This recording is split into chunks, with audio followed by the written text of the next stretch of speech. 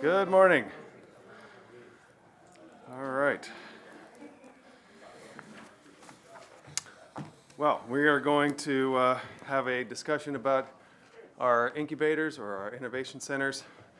And we were expecting for a moment the county executive to come and share his vision, but understanding he has many conflicts. So we're happy to have the team that is going to be responsible for pulling it together, which is Jerome Fletcher and Ruth Semple, and see Tina.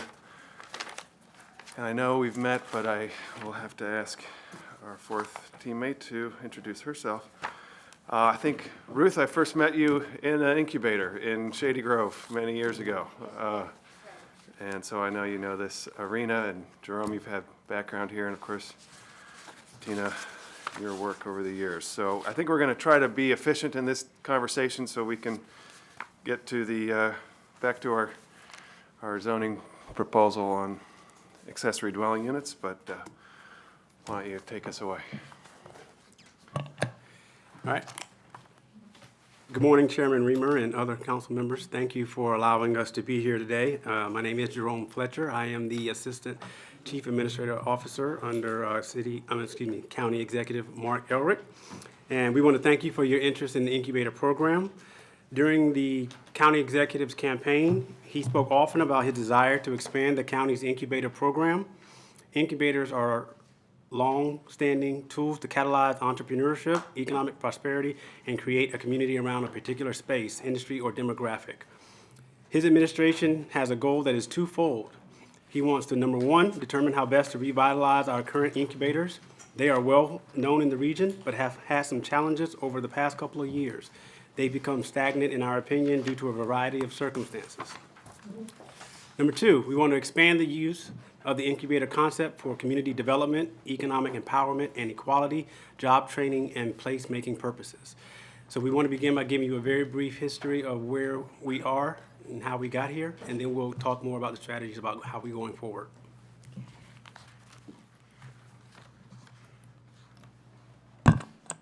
Good morning, I'm Ruth Semple with the Department of Finance. As Mr. Reamer mentioned, I've had a long history of working in the county's incubator program. So I'm here today this morning to give you a bit of an overview and history of our program, especially for our new council members. And thank you very much for your interest. So the county's incubator program was initiated in 1995.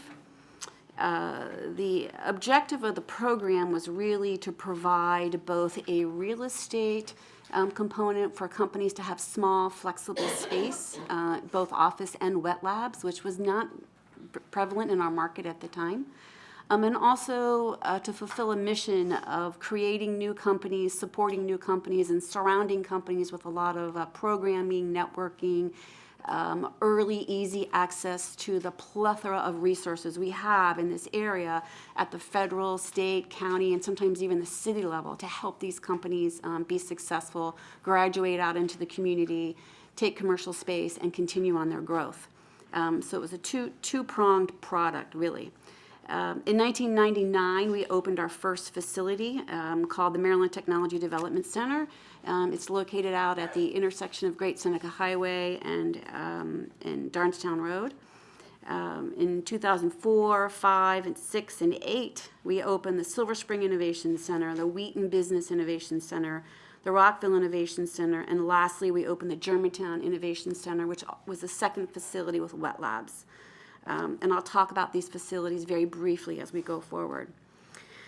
Then in 2014, the county closed the first incubator, our Maryland Technology Development Center, and repurposed the facility to become the National Cybersecurity Center of Excellence, which is the operation that is out there today at that site. The county still owns the land and the building. And the NCCOE is a program with the National Institute of Standards and Technology, and MITRE is the on-site operator of the cyber research facility out there. In 2015, we closed our second incubator. We closed the Wheaton Business Incubator.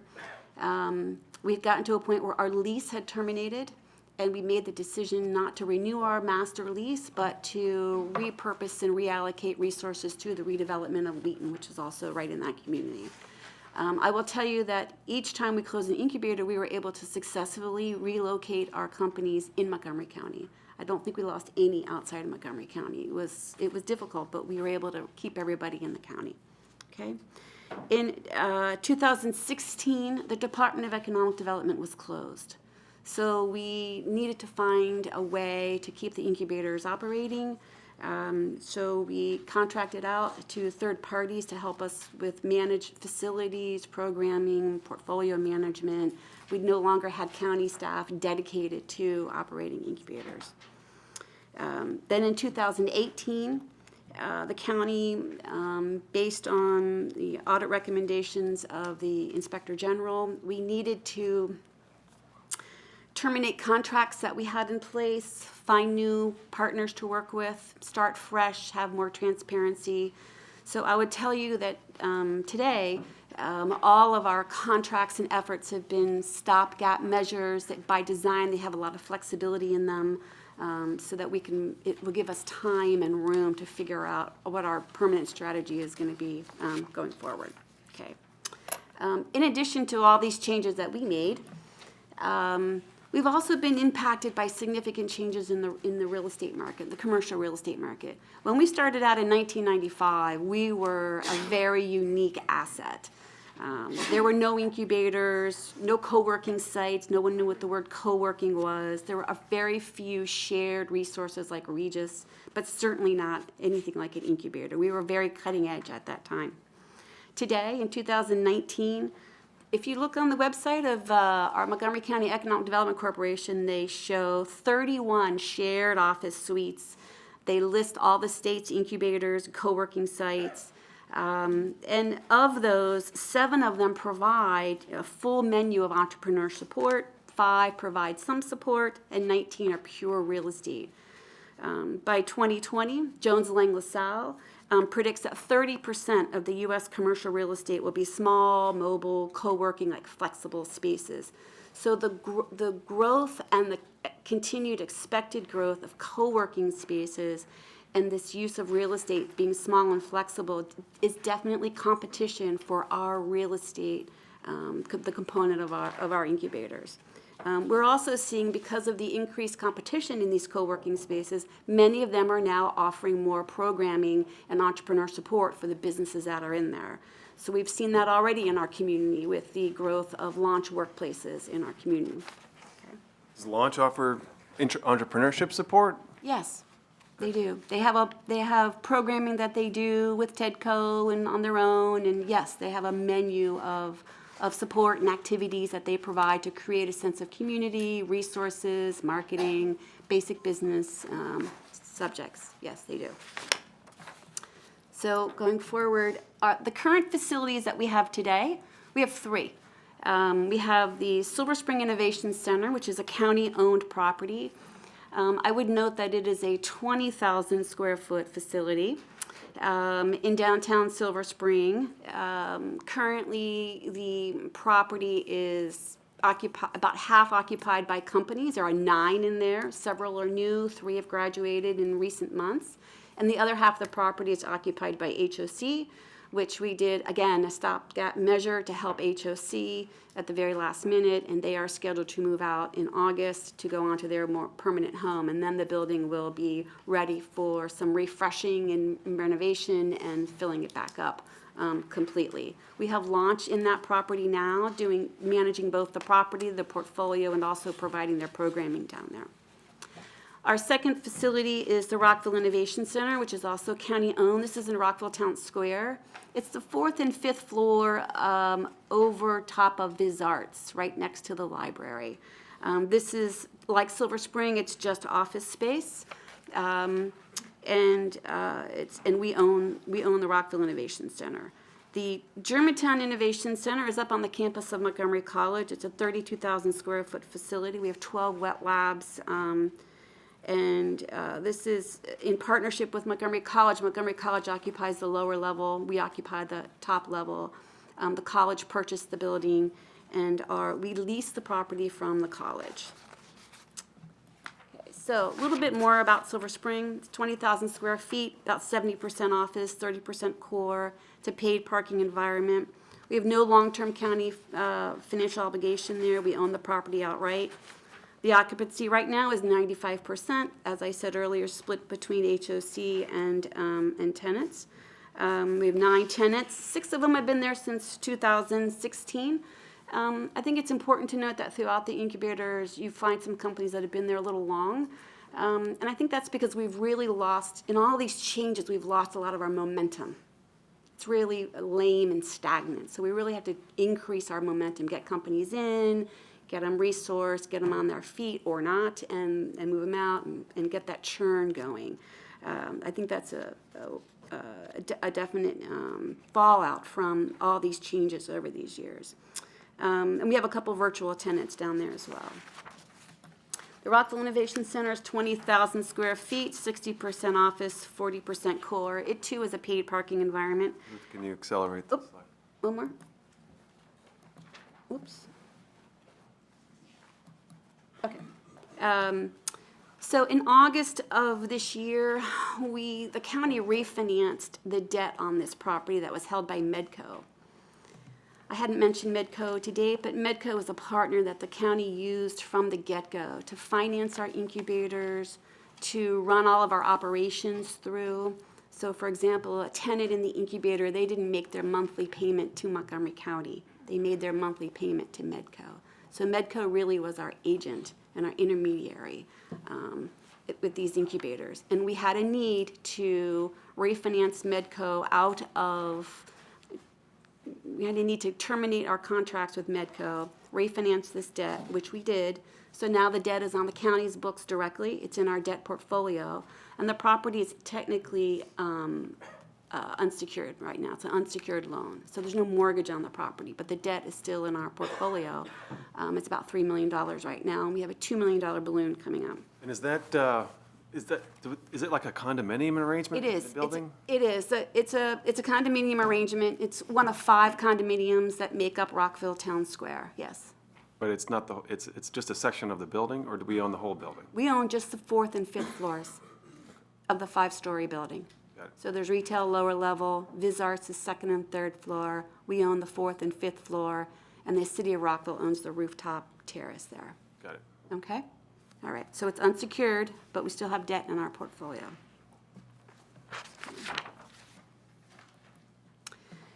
Today we have 25 companies in there, about 98 people were in and out, work coming in and out of the building. We've had 5 graduations since 2016. Of particular note about Rockville, we have 3 graduations coming up, which are exciting. It's great to have 3 graduations. They're going to stay in Montgomery County, but that will drop the vacancy down to about 55%. So we're going to have some vacancy in the Rockville incubator in the next 60 to 90 days. Typically, our Rockville portfolio is mostly health IT companies. Years ago, it started out as the original feasibility study for the Rockville incubator was really targeting international companies. And at one point, we had a fair number of European companies in the Rockville incubator. Things changed in Europe, and today, really, the facility houses quite a few health IT companies. Germantown Innovation Center is 32,000 square feet. We have 12 wet labs, 49 offices. There's free surface parking up there. All the wet labs are fully occupied. Again, we lease the space for Montgomery College until probably 2029, which is when the bond that was used to purchase the building by the college, which was financed by the Montgomery County Revenue Authority, will be paid in full. Our annual lease cost up there is $521,000. And is this Got it. space all free, or do people companies pay some kind of nominal rent? Actually, the companies pay market rate in all the incubators for the space that they occupy. Okay. So they don't pay CAM charges, right, which were common area maintenance. They don't pay those fees. So they don't pay for their share of hallways and conference rooms. It's below market overall, but it's below market overall, right? But we try to start them out at that because that's fine. So as far as that annual lease cost, do we make back some share of that then? Yeah. We do. So so the annual revenue for Germantown is about $544,000. Okay. It costs us almost $600,000 in operating expenses. And then we have the lease payment of $521. So generally, we're losing about $575,000 a year up there in operating losses. Okay. Okay?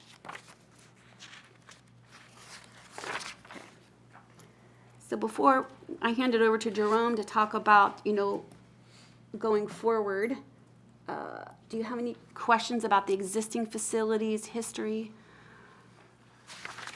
My colleagues may, I can wait till after if you want, but because it's related. yeah, well, let's go now, it's fine.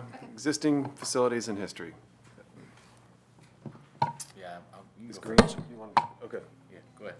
Sorry, you can go. Yeah, go ahead. I'll piggyback. All right, sounds good. Well, thank you for the presentation. I think it's helpful for us to know where we are or where we've been and to figure out where we are and help determine where we're going. I think there's probably not enough knowledge of what we're currently doing for good and for needs improvement in that regard. Just wondering if we have historical data on the total amount of money that we've spent since 1995, the total amount of jobs that have been created, the total number of companies, how many of those companies are still operating in Montgomery County, how many of those jobs still exist. You don't need it to be, I'm sure it's not on the top of your head, but I think it would be helpful for the committee as we, this is just the beginning, it seems, of a longer conversation as the administration figures out its, long-term strategy of how to recreate and reinvigorate this incubator program. I think it'd be helpful for us to know that. But do you have a sense, based on this, of 1.3 million a year, which seems to be how much we're investing in this program? Is that an average number for a jurisdiction of our size? Is that a small number for a jurisdiction of our size? Is that where does that compare? I haven't compared our our costs for the program with other costs of other jurisdictions. I haven't had I don't have access to that information. I haven't done that analysis. Great. It'd be helpful, and I don't know if it's you or if it's Jerome or others, but as we figure that out, I think that would be really helpful as well to see what others are doing in this space. I also think it would be helpful. Have we done an analysis of the non-Montgomery County, non-government related incubators that are out there in Montgomery County, not just the for-profit, the WeWork type shared space, which obviously is a huge disruptive force in the office market and has obviously changed the dynamic in which the incubator program is operating, but also there are specific programs. I see the executive director of Bethesda Greens back there. That's one in Bethesda, but there I'm sure are many others, and I think it'd be helpful to get an inventory of Yes, I what's think out Jerome there. will be addressing that in his comments here. Yeah, let's focus on a Great. history and existing. Sure, and what is the oversight process that we currently have for the existing incubator program? I know some of it was through Medco, and some of it now has been transitioned to us in terms of where the rent payments are coming in and who's occupying the space, but could you just explain how it currently? That's right. So currently, the incubator programs are managed in the Department of Finance. And you are correct, we are directly collecting rents and overseeing expenses for the Rockville and Germantown incubators. We have retained Launch Workplaces to do programming and portfolio management for us out at Germantown and Rockville. Of course, we're already managing Silver Spring. So we are trying to keep them running and vibrant and reinstill some energy in them through our partners. Great. But it is all under finance at the moment. And historically, I know we're going to talk about moving forward, but historically, what metrics have we used? If we're not looking at spending in other places and what type of spending that they're doing, presumably we're also not looking at what type of jobs and companies those incubator programs are creating. What metrics are we using or have we been using since 1995 to figure out whether we're getting something out of this program or not? So historically, we've looked at the numbers of jobs created by our companies. We would typically, if a company graduated from they were successfully graduated from the incubator and they were in business we would follow them for 5 years after they graduated. That's a national standard. And we would track jobs. Most of the growth of an incubator company comes when they graduate. they grow in the incubator, but then they sort of outgrow their space, and then they jump out and graduate, and that's when you really see them expand their job growth. So we would track job numbers. While companies are in the bank incubators, we also track things like capital raised, grants obtained. We looked for major milestones, products launched. We looked for metrics of success for the companies, in addition to the job growth and capital raised. Are there national standards for the capital raised based on public dollars invested and jobs created based on public dollars Not that invested I've we're using? seen. Okay, all right, thanks. That's it for me. Mr. Givondo. Councilmember Friedson asked a couple of my questions, but I have one that I wanted to put a finer point on. So you said Department of Finance manages all the programs now, and then you partner with Launch Workplaces as your main partner. Is there anyone else? Is that the? We also partner with Jones Lang LaSalle. They provide facility management for our Rockville and Germantown facilities. Okay, so those are the two. Those are the two. Okay, that we have contracts with that are helping us. And how big are those contracts roughly? Well, the Jones Lang LaSalle is a task order contract. It's a contract that the county already had in place, and we were able to issue a task order for them to provide engineering and facility management for us. And then the Launch Workplaces for Rockville and Germantown, it will be a $36,000. It's $12,000 a month for them to do for both facilities to provide some portfolio management and programming. So they signed a contract yesterday. We're still finishing, fully executing that contract. Right. And so that's. And we recently approved something related to that. Yes. Extend that. Right, to extend it, exactly. Okay, and then we talked about the metrics, which is helpful, and we'll talk about what's going to change going forward, so I won't go into that. And then who are the tenants? So you mentioned that there are 9 tenants, I think you said, in Silver Spring, if I got it right. What can you give me? I know you might not know them all offhand, but can you give me an example of the types of tenants between the 3? Yes.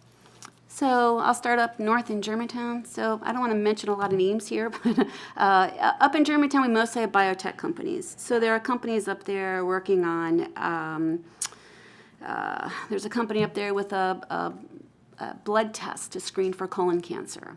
There's a company up there that works on hemorrhagic fevers, so that was very important during the Ebola scares. There's a company up there working on a treatment for diabetes, a new model for treating diabetes. So it's primarily healthcare and biotechnology up there. In the Rockville Innovation Center, we've had, of our graduates are mostly health IT, so we have a significant healthcare system that's based up in Philadelphia, Pennsylvania. They came to our incubator because they came down here to look for the workforce that they needed for their bioinformatics team. This group is very large, or about the size of Hopkins. They have a national reputation for doing very good clinical trials. So they came here to look for their bioinformatics skills. They found them, and they've expanded their team, and they will be graduating. Another graduate from the Rockville Innovation Center is a cybersecurity company. Sometimes we see cybersecurity and health IT overlapping and converging, so they actually go together fairly nicely in a similar portfolio. Down in Silver Spring, we have a real mix of companies down there. We have companies doing apps. We have companies working on cybersecurity down there as well. That has always been and still is a little bit more of a mixed portfolio. And you mentioned that some, I think you said we've lost a little momentum, to use your words, and some have been in there quite a long period of time, so they're not necessarily in an incubation mode anymore. They're just companies that are just there, right? And yeah, I think, recently the program was described publicly as lame, and I'd agree with that. I think it's gotten to be lame and stagnant. It's not doing well. It needs attention, it needs focus, and one of the areas that it needs focus is encouraging some of these companies to graduate. okay. And I know that's maybe a good segue to where we're heading, so thank you for the help with the history. Right, the market has passed us by, so now it's a good chance to start over, and the incubator program, I wouldn't say it fell between the cracks, but it was just put on the back burner while we privatized the Department of Economic Development, and so it has shrunk, I think necessarily, and now we have the opportunity to reinvent Mr. Fletcher. Absolutely. So thank you, and thank you, Ruth. That was a great experience in history. So going forward, as we talked about our twofold strategy, there are some objectives that we want to relay to you as well as some action items. Number one, we want to ensure that the county's existing incubator facilities are operating efficiently and effectively. We discussed how the marketplace has changed since they began, so now we have to reevaluate how our structure and operations fits into the current landscape.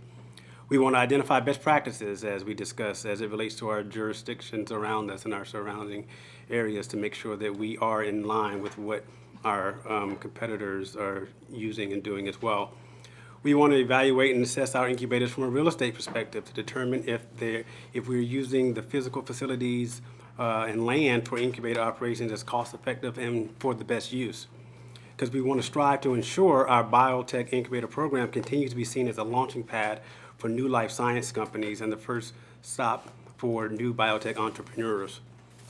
Number two, we would also want to make sure that we build on the network's past success by re-energizing the incubators with the goal of not only to graduate more companies, but to also attract new companies and keep the incubators full, vibrant, and viewed as hubs of entrepreneurial activity in their respective communities. How are we going to do that? We're going to evaluate the success of the individual incubators and the network overall, its programs, its graduation rates, in meeting the county strategic plan to be a regional hub for entrepreneurship and make programmatic adjustments as needed. We also want to continue to facilitate formal commercialization relationships and strategies between incubator companies and key academic and federal research entities. We know that there are some non-degree programs and surrounding education hubs, and we want to make sure that we are taking advantage of those as well. We want to develop continuous efforts to increase access to capital for incubators company. We know that access to capital is probably the most important critical thing to make sure that incubators survive. Number three, we want to identify opportunities for new incubators that address gaps in the office marketplace in industry segments that have been underserved in the past and that provide other services such as job training, community placemaking, and things as that such. We're going to do that by evaluating and identifying underutilized vacant commercial rental properties to ascertain the potential for conversion into incubator space. The team has been challenged by the executive to develop a comprehensive strategy for our existing incubators by the end of this calendar year. We are going to procure a third-party consultant in order to help us with that strategy. The strategy will evaluate the real estate programming and state of the incubator for each of our existing 3 incubators. In addition, the team has been tasked to identify and develop new incubator or incubator-like opportunities that the county can leverage to fulfill the mission of creating a healthy economy for all. We started this task by including funding in the recommended fiscal year 20 budget for us to evaluate the possibility of a kitchen/food incubator in the county. Once our assessments are completed, the council will be informed and you will see any new funding requests as it relates to funding needed for the fiscal year 21. It is, in conclusion, our aim is to make sure our incubators convey our desire to be open for business and foster economic prosperity for all of our citizens. Our biotech community in particular is a strong thread in the fabric of our economy and must have ready access to startup lab space. In addition, the use of the incubator concept to create or support well-defined incubators for community development, placemaking, and utilization of underused real estate will further strengthen our economy. The county executive is open to your ideas. We look forward to working with you and sharing our plans with you. Terrific, thank you. All right, so you're going to be working on this through the year. You're going to be developing a strategic plan. I liked your comment about lab space. I do think that there is an ongoing need for startup lab space. And but other than that, are you approaching this from the perspective of, is it even necessary for us to have space anymore? Or are you thinking that it's definitely necessary to have space and it's a question of how to use it? Well, I think we're approaching it from, we definitely have to have space. We just need to figure out what our role in that space evolvement looks like.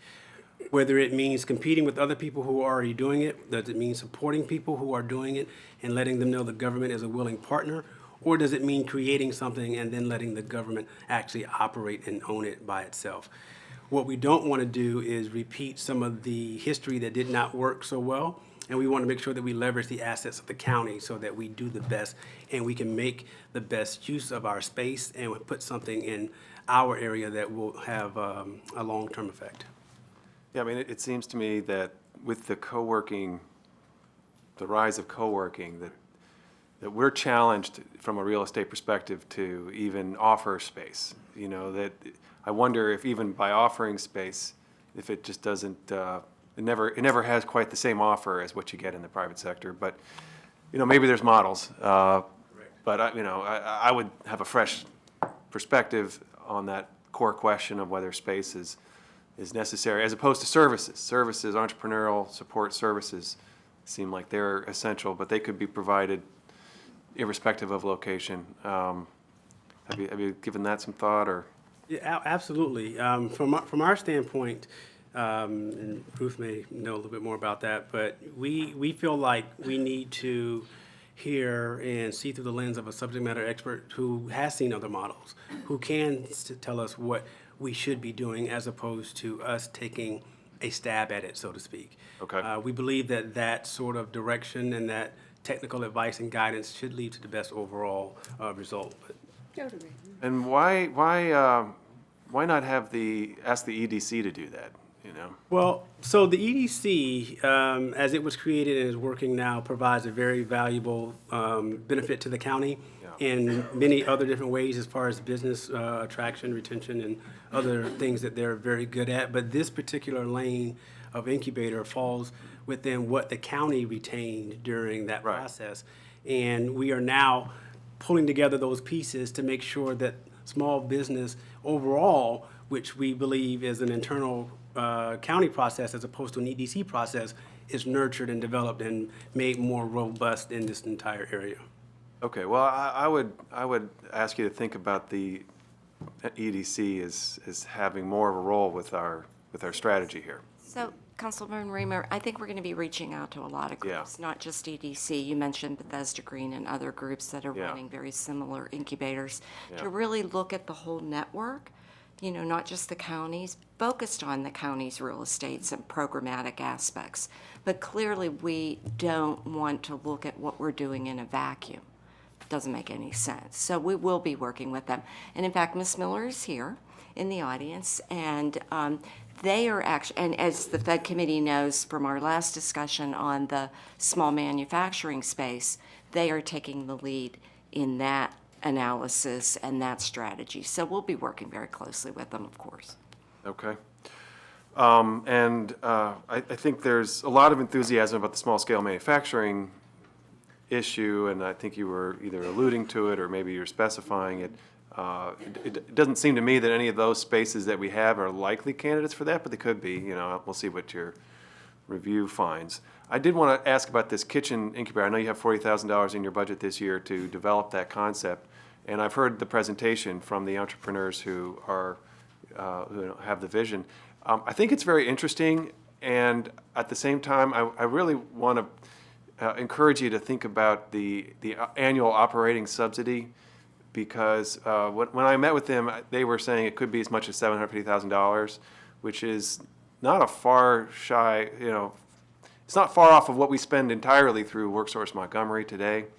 And I would think that's a concern to me. I think there's got to be a model there, because you're talking about WorkSource development into a sector that is constantly pulling people in already. You know, the restaurant, hospitality industry is, there's no problem pulling people in.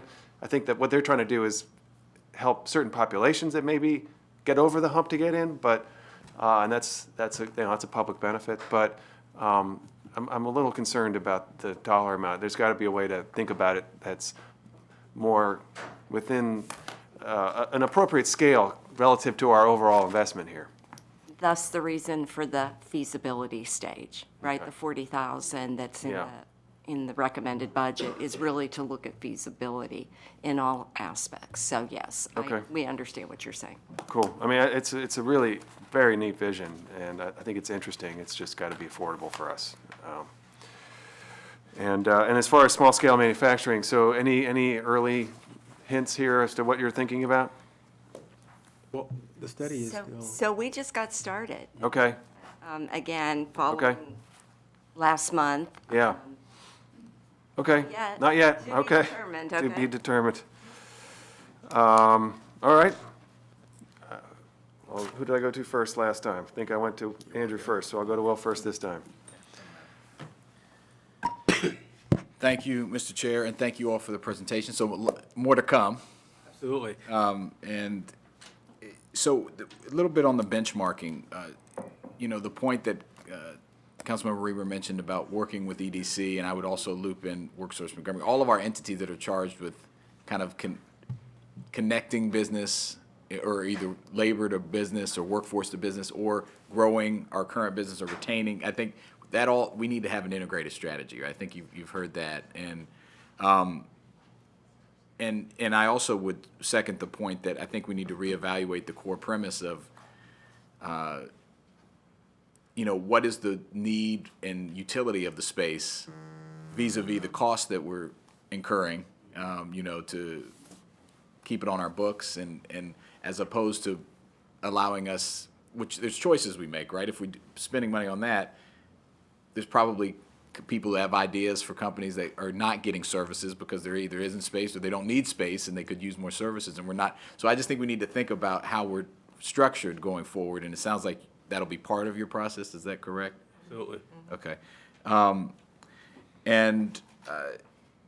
We're going to have a 50% vacancy. The HOC's moving out, so we're going to have, I think this is an opportune time to do that, and maybe there needs to be some redesigning and some realignment, and so we're partners with you on that. But, I just want to make sure that we're doing this right. There's a lot of pressure right now, rightfully so, for us to get it right. And there are a lot of people here that have great ideas, and so I just, every day I'm concerned that we're just missing that opportunity. So I don't know if you want to comment on that, but that's more of a comment, but you're welcome to comment on it. What I would say is, the phase that we're in, we're not coming in and running and making hasty decisions about just based on what we think. And I know that can be sort of frustrating to hear that you're in a planning mode or a study mode, and there are some other processes through the county that are further down the line. But it would be critical for us to communicate not only with you, but, and to the public as much as we can,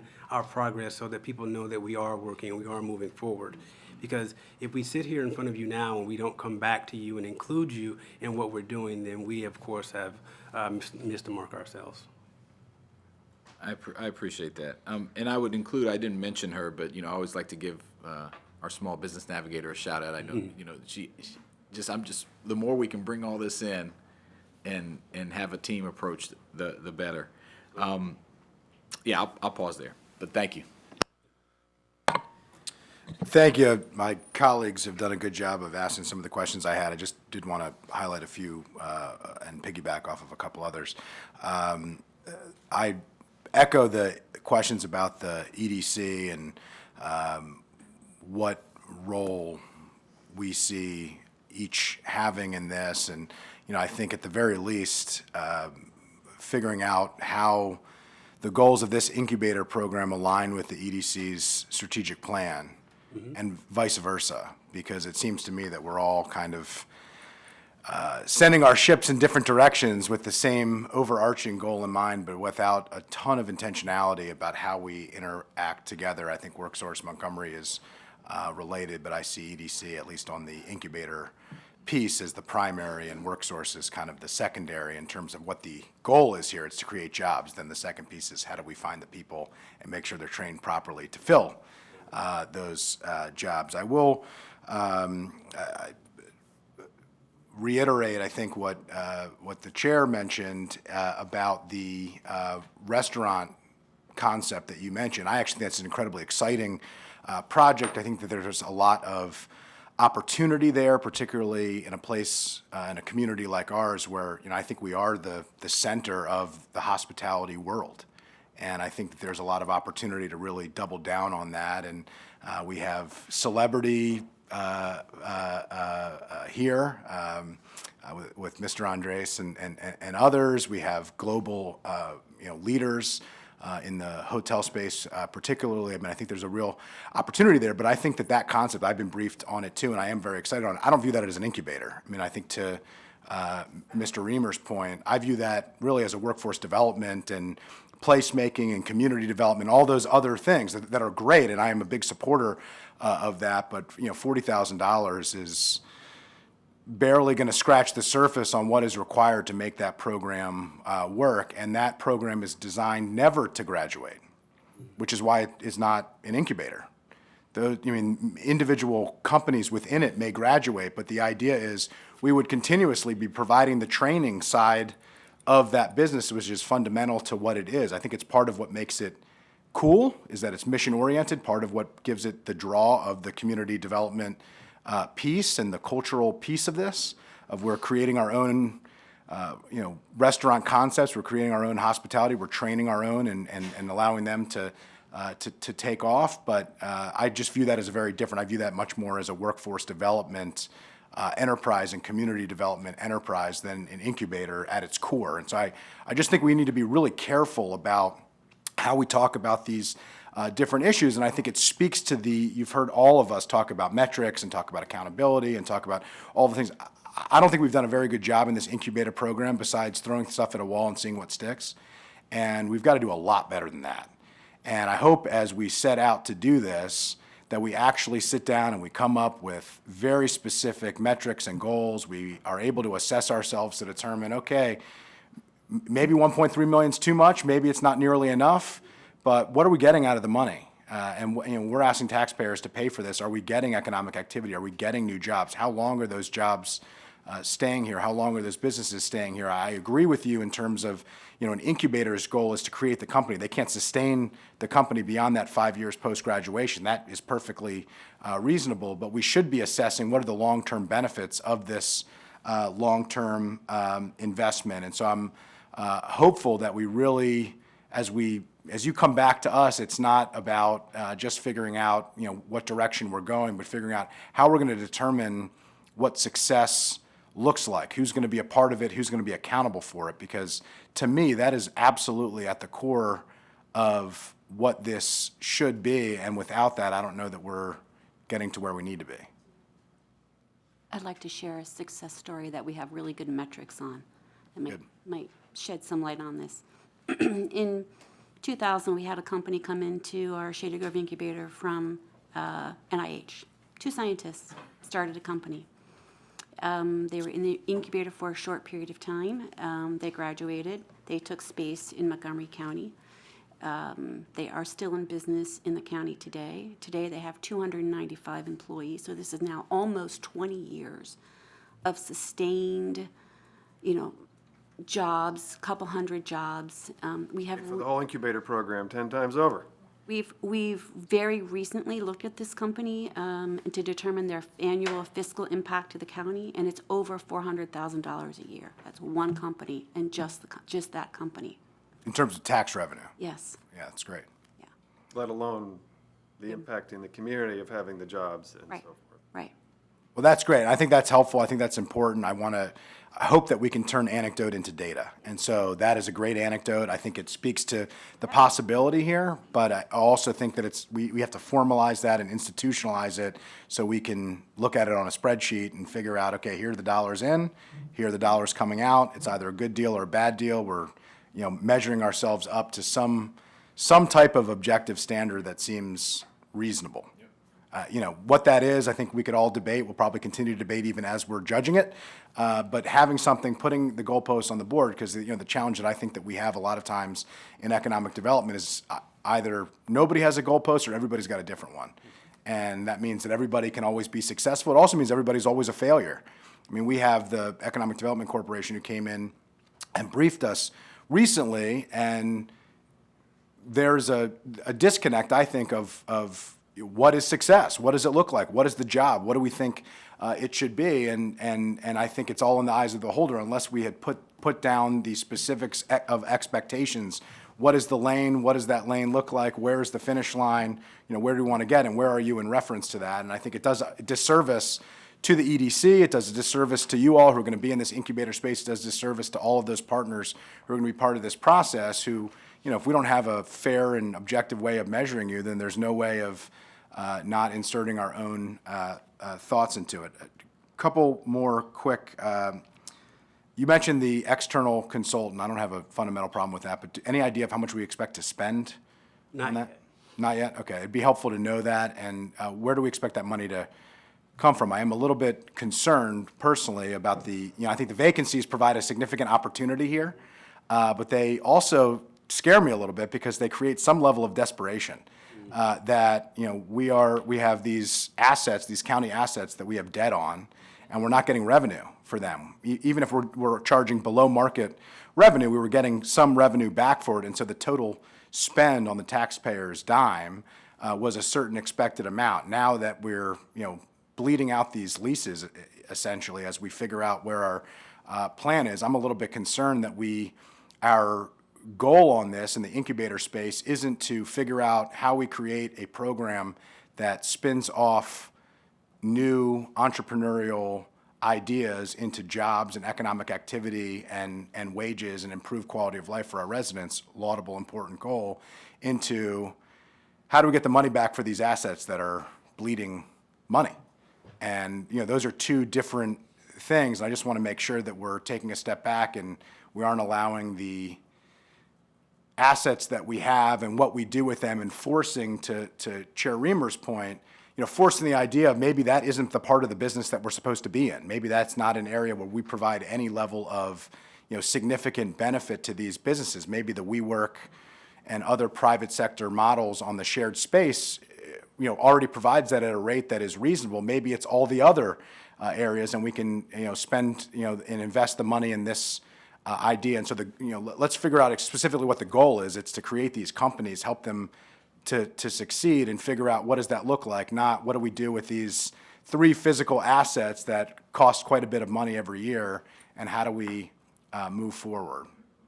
And the last thing that I'll say, it's both a statement and a question. I think that's kind of a theme, I guess, for me today.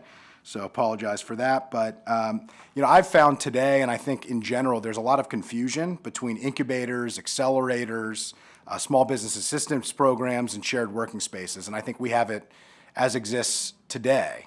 And if you have a thought of what is the difference between those different entities that you'd like to share with us and how you view this, I'd be interested to hear it. But if not, if when you come back, you can be ready to very specifically talk about what are those different programs, what do they look like, what is the difference, and what goals separately do they serve, and who's responsible for each of them? Because I do think that there is a misunderstanding when we talk about incubators. It sounds like when I have these conversations in these public settings and in private settings, people are talking about all of these things. And I view them differently, and I think that they have different goals and different ideas. They come with different responsibilities and different metrics, and so I'm hopeful that if you could either share with me your thoughts on it or come back with very specific thoughts of what is what and how we define each. We can do that. Yeah, I think as we put together this comprehensive strategy and mapping of assets, I think there'll be a lot of definitions in there for you to clarify. That'd be really helpful. Thank you. Good comments. Really appreciate that point about the difference between incubation and workforce development. Will? No, I went first. You went first. I just want to, again, put a plug in on the lab space. I just wonder if there is really any limit to the benefit, to the amount of lab space that could be absorbed and the consequential benefit that we could get out of it. And, maybe we should be thinking about turning the whole Silver Spring Incubation Center into a lab. And we will look at that. And Yeah. again, our Economic Development Corporation is starting up and Yeah. looking at a small grants program, so where they're not doing that space themselves, Yeah. but are incentivizing property owners to provide that small wet lab space. Yeah, I mean, So that's another program. really? That's in the process, yes. incentivizing property owners, what does that Property mean? owners or, well, Like a tax credit, kind of like almost, or? I think. Sarah, can you, yeah, can you join us for a quick sec, and then we're gonna Yeah. try to wrap up by 10:30. Come on up. You've got 5 minutes to chart out the future course of biotech incubation in Montgomery County. Hi, Sarah Miller with the Economic Development Corporation. Just to clarify, it's the BioLab pilot project, and it actually doesn't incentivize the developers. It is a program to help fund the gap for small bio companies. So oftentimes, our small bio companies coming out of incubators or wherever, it's really difficult for them to finance fit-out costs.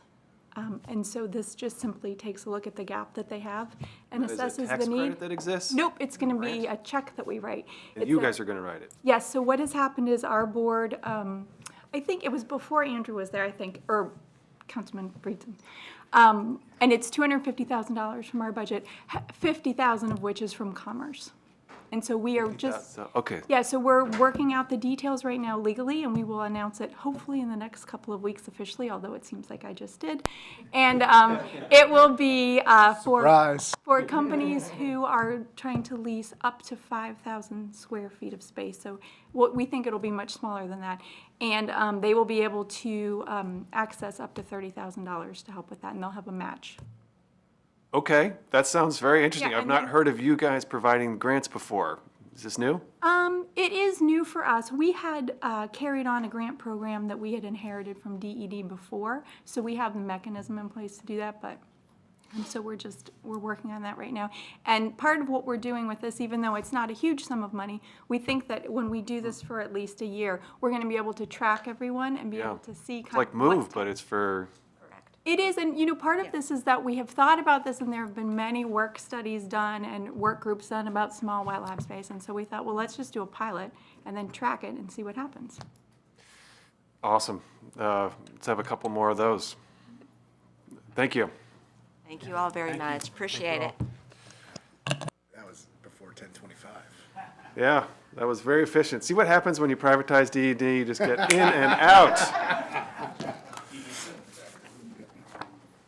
Yeah. I actually think that was the chair setting a metric and then allowing us to achieve that metric and be able to judge ourselves for There it. you So go. thank you for that, Mr. Chair. That's how we do it. New map from Park and Farm. All right, color. I think that was good. You guys Yeah, let's kick off.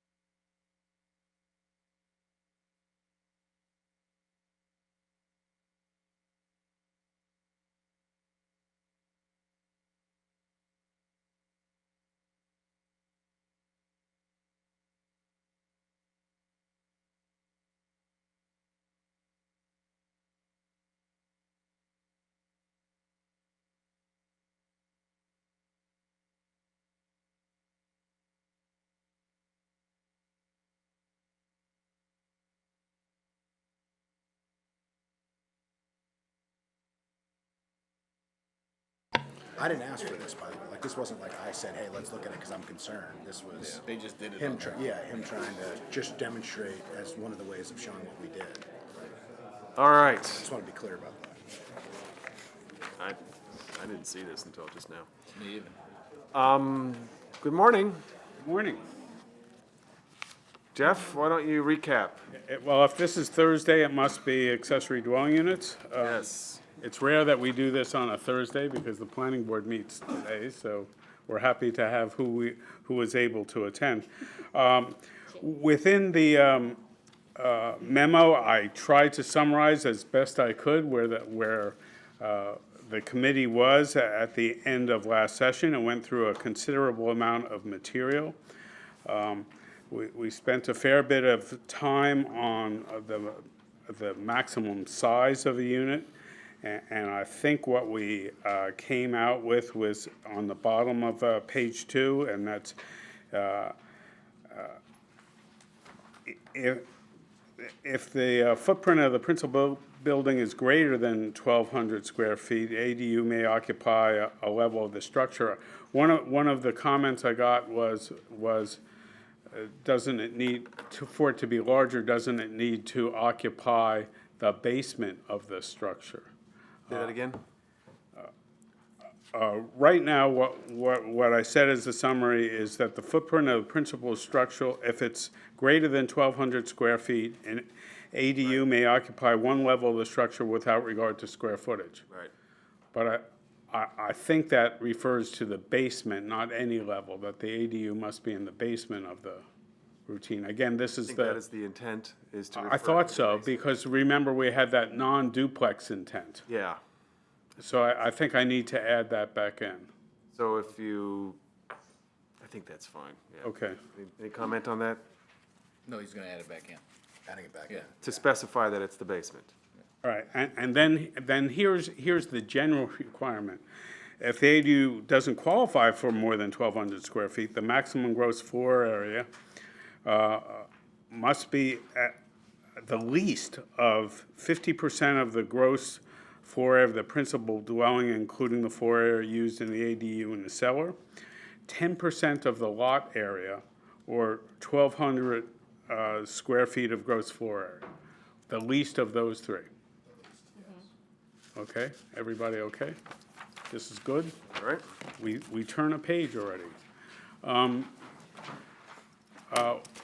The parking was, again, a very significant issue, both in testimony and in the committee's deliberations. And what the committee said was retain the current code for on-site parking for ADUs located more than a mile away from a metro, rail, or Purple Line station. Within a mile of the station, delete the additional on-site parking requirement. Now, there was a map that Park and Planning produced. They slightly revised that in a handout that I gave you, and there's some available that just has the zoning within that mile. Certainly, they put on the jurisdictions within the county already. Some of these jurisdictions have zoning authority, Gaithersburg, Rockville, prime examples. Others do not. And we'll get to how it fits in with municipalities in a second, but this gives you the coverage of where the parking requirements are different. I don't think it'll be a surprise to the council members, but I just wanted to let you know. Well, they scatter around, actually. Excuse me, you okay? Chit-chatting. Okay, all right, I'm just trying to be attentive.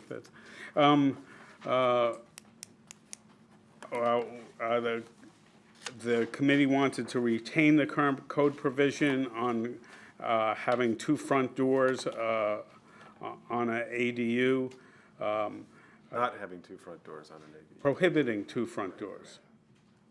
To avoid a duplex. Correct. Not that there's anything wrong with duplexes, but it's not what we're trying to do here. Correct. Right. I don't think so. Allow an ADU that's 32 feet without additional setbacks. Remember, 32 feet was the pre-manufactured home if you wanted to do that. allow accessory structures built before, now I forgot, before we changed the first set of things for ADUs in 2012. Second, Jeff. Yeah, no, go ahead with that. Allow it to be those pre-built structures without regard to regard to setbacks, if it was legally constructed and there's no increase in footprint or height of the structure. Yeah, so we were good on the idea of legally built, and we settled on that. We did begin a conversation that I'm hoping to continue. We don't have to do it right now. We can go through the rest of this, but I want to get back to it. So I wanted to flag it here about questions about privacy, fences, windows, others specifically related to these existing units that don't meet the setback requirements. And so I just wanted to, it's related to this issue, but it's not directly this issue, correct? I think it's right on this issue. Yeah, I do too. Because we would make provisions for what has to happen with that pre-existing structures. Certainly, the privacy concerns in my own head relate to windows looking on the neighboring windows, so that if you didn't have windows before and you built them, that would be a concern. Walls get to be their own source of problem as well as a solution, because there might be very little setback on the property line for that wall. So you're creating basically. Wall meaning fence? I mean, just, Yeah, I'm sorry. Either one. Wall is just more substantially built. You might create a shading situation on either the neighboring house or the accessory dwelling unit itself, if that was a flat requirement. Whether you could do planting instead would be just a matter of space, but whatever it is, you would have to specify 2 trees, 3 trees, whatever it was, because DPS doesn't have any discretion to go and review whether landscaping is adequate or whether there's a site plan. So you would have to really specify exactly the landscaping you want. I mean, I brought it up last time, I'll bring it up again. I mean, I do think doing something to address this would be helpful and alleviate significant concerns, which I think are reasonable. Are you suggesting What that like a looks like, I don't know. Never seen Well, because that part of the. landscaping requirement. Well, it's not necessarily the landscaping requirement, but part of the challenges we talked about, I asked specifically, if there was no window in a garage in that situation, grandfathered situation that we're talking about here, could you put a new window in? And the answer was yes. There's no restriction to say you couldn't put a new window in. And so that is a change, and I think that is a reasonable thing for some. I mean, I said before, I'll say it again, I think the market and just natural human inclination will address some of this. The person who lives inside will be as concerned about privacy as the person who lives on the adjacent property, at least I would think so, but we have to consider as we legislate all possibilities, and I do think that, you know, at least my view is that's a reasonable concern and something that I've heard, you know, quite a bit about, particularly in R60, you know, the older R60 zones where some of these structures are fairly common. The easy way to approach this is don't allow a window on the abutting property, make that provision instead of the provisions that either do required landscaping or fences. Don't allow a window that. Don't faces allow the a abutting window property. on the Unless it side already- lot of the It already property. exists, obviously. If it already exists, it already exists. Don't allow a new window. So if we do that, okay, new window. So, because if we said no window, would they have to find a way to block off that window? A new window. No new window. No new window. If you say a no new window over a certain size, though, I mean, what if I you're? can do whatever DPS can enforce. I mean, that's fine, if that's what the council wants, as long as you stated, if there is no window, they cannot put a new window, then when the drawing comes, that's how we will review it. I mean, because And if if our there's, goal is to save cost here, that just adds cost to add that window. I mean, I understand that, and there's no prohibition from building windows on every other side that doesn't abut the property. So it could be a corner situation that two sides, you wouldn't you wouldn't be able to have a window, but you could have a door, a window, and a window on the other two sides, or if it only abuts one side, inside the existing setback requirements, it would only be one wall that you weren't allowed to put a window in, and I think that's a very reasonable prohibition for, in respect for your neighbors. I think a normal neighbor, if you walked next door and said, hey, I'm building this ADU, are there concerns that you have? And they said, hey, I'm totally fine with it, but I have one concern.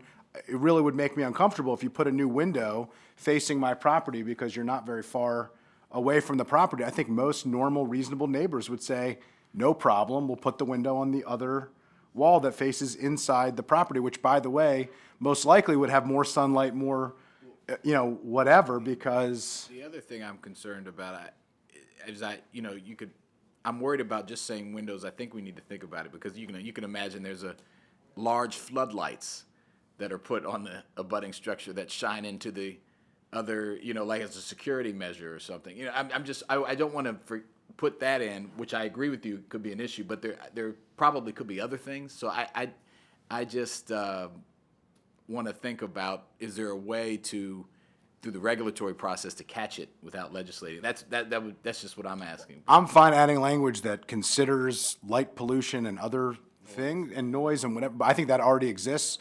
There are still neighbor rights, and, you can't on your existing, principal structure, put a bright light and shine it into your neighbors or have huge music that, goes beyond the decibel level. I mean, I think that there are standards for that. I'd be open to addressing it, but I wouldn't want to not do something that we all, we agree on it. Yeah. Let's do the window, inside the setback. If it's, yeah, This is on existing structure. Right. an existing structure within the current legal setback, so it's inside, that you couldn't put a window facing an adjacent property line. Inside the setback. Inside the setback. So if you're inside this, you could be inside the setback and up to two property lines. If you're a corner, back corner, for instance. It would be a triangular shaped lot in the rear that would have that situation. Generally, you'd only have one. Why would it be why couldn't it be a or a square with a square in the back? Then it's near one property line or the other. It would certainly meet the setback of one of the side yards. Not necessarily, I mean, Because It's in the rear corner. an old shed or an old garage that's in an R60 lot in the back corner could very easily, in my view, Got it. unless I'm missing something. No, I think it's a very common occurrence, actually.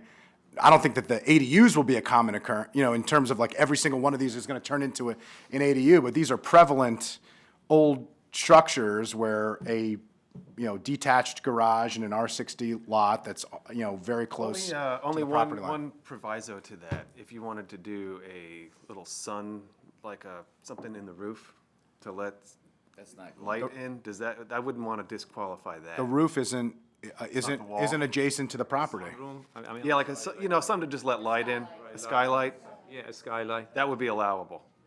Yeah. all right. It's facing, that's facing, Up, yeah. yeah, you and your God, but I'm talking about facing God's you and your property line. neighbor. Talking about this side. And then you got bigger problems. Yeah, exactly. I don't want to get, insert faith into this, but that's a different neighbor, and I'm pretty sure you're within the setback line if you believe that he's there. So I don't know that there's any avoiding that, but Well, with the committee's permission, I'll work something out with DPS that they can enforce, that says no new window on these existing structures and no new side yard facing lighting. Do you approve the lighting as well when you get a permit? Will you see that? For interior? No, exterior floodlight. That's not, no. Know which way? No, we don't, I mean, if outside they want to put a floodlight or something, we don't. There is already regulation as Yeah, that's far what as. the point was. I'm assuming that would be there'd be something that would Yeah, cover that, a illumination, nuisance or It has to stay something. on your property line. It cannot be, going over the property line and. The I think the 0.1 illumination. foot candle. Okay, so Yeah. that already It's exists. already in the code. and So we- that'd be covered. not the structure of, just for clarity for those who might be listening or in the audience, not that the structure can't go beyond the property line, but the light itself that is created by the structure can't go into, and that's true of, this isn't totally uncommon. If you have, the light that's, in front of a garage that exists in a lot of properties that are tend to be a pretty powerful floodlight, that has to stop at the edge of your property line, correct? That's light pollution, yes, you're absolutely correct, and it's already in the code and we enforce that. Okay. Good. Okay. That was helpful to do that at that point, because otherwise we don't pick it up again. Thank you. There were a number of provisions that the committee agreed to retain, that detached ADUs should be allowed in the small single-family zones, that given that, there's no minimum 1 acre lot size. The distance requirements should be deleted. The maximum size of an addition that's an attached to the principal house should be deleted, and the requirement that the structure be at least 5 years old deleted. To date, the committee has retained the height limits for an accessory structure, and I say to date because I heard there might be some interest in changing that, but I don't know.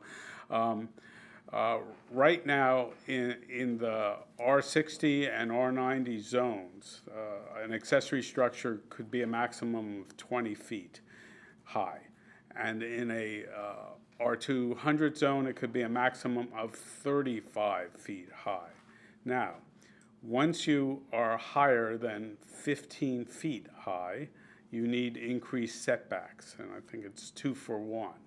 So those are the current requirements. And in R60 and R, right, it doesn't apply to R200 again. But those are all of those standards that currently apply to accessory structures. And I believe it's the committee and council's intent to treat accessory apartments just like it treats any other accessory structure. Yeah, I just want to make sure that it does, because my primary concern is R60 and R90 zones and the height and the, potential situation where you have a 15-foot rambler that's 50 years old and then a 35-foot structure, even with, in the center of the property, or 30-foot, that is not accessory, and that is not in keeping with what we have tried to do on size and other areas where we have refined the proposal to make sure that we focus on the accessory nature of an accessory dwelling unit or accessory apartment. It sounds like what you're saying is, as long as we formally have the same height and we confirm that any accessory structure has the same 20-foot without additional setback requirement on R60 and R90, that we would effectively be accomplishing that, and the only time where we'd be talking about a 35-foot structure is in R200. I'm less concerned about the R200 than I am about R60 and R90, just because I think they're significantly farther away from their neighbors. Right. And just to make sure that DPS and everybody else is clear on that, on circle page 6, I did draft a new paragraph, lines 78 to 81, that say unless the use standards for an accessory apartment, unless modified by the use standards for an accessory apartment must comply with the setback height and building coverage standards of an accessory structure in the underlying zone. So that should make it clear that we're only messing around with what we're messing around, and in all other cases, the accessory structure apply. And I think I see nodding heads, so that's a good thing. I think that's helpful. Okay? I'm comfortable with that, thanks. Okay, so now we're on to new territory from what was not covered in the first work session. Of course, we did we just changed some things in what we did, so that's okay too. And we always get the question is, should our rules on zoning affect municipalities? And the easy lawyer answer to that is, of course it should. And the reason for that is the state of Maryland has given some municipalities zoning, and some it has not given zoning authorities. Where those mean, and I list all of the fine municipalities, I don't mean to slight anybody, but there's a list of 12 or I guess there's 19 total, I think, on page 2 of my memo. But where a municipality doesn't have zoning, it does have other authorities, and it's a particular section of code, and it may only regulate the repair, construction, remodel of single-family residential houses. And right away, we have this fine definition, because we don't use the word single-family, or buildings or land zoned for single-family residences as it relates to residential parking, the location, dimensions of structures, including height, bulk, and massing, lot coverage, including impervious surface. Those are things that, within their own authorities, they can regulate. And I was hired by Montgomery County Council. I was not hired by the municipalities. I don't wish to advise them on the extent or lack of extent of their authorities, but that is what state law says that they can do.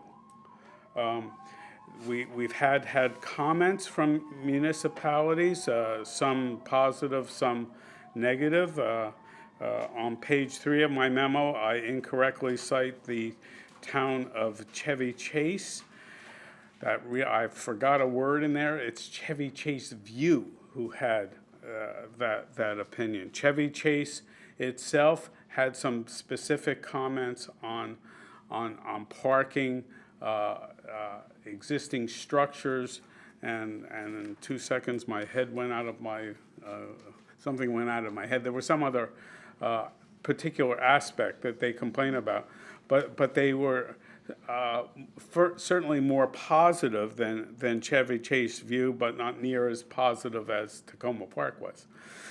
Right. The town of Chevy Chase, I think, has had a very interesting take on this. You know, I've heard many expressions of support. They generally favored less restrictive approach on parking. They don't particularly like the grandfathering of existing structures, and I understand the instinct there, as there's a lot of existing structures peppered throughout the community. But I'm pretty confident that the use will be very judicious. So. And if you within the map that we handed out on the 1 mile radiuses, the town of Chevy Chase is completely within that 1 mile. So they have the reduced parking standards. I'm not totally sure that they favor exactly what is before us on parking, but they don't want it to be necessarily that restrictive either. So I don't know. Anyway. Again, I leave it to them to do what they can do under state law.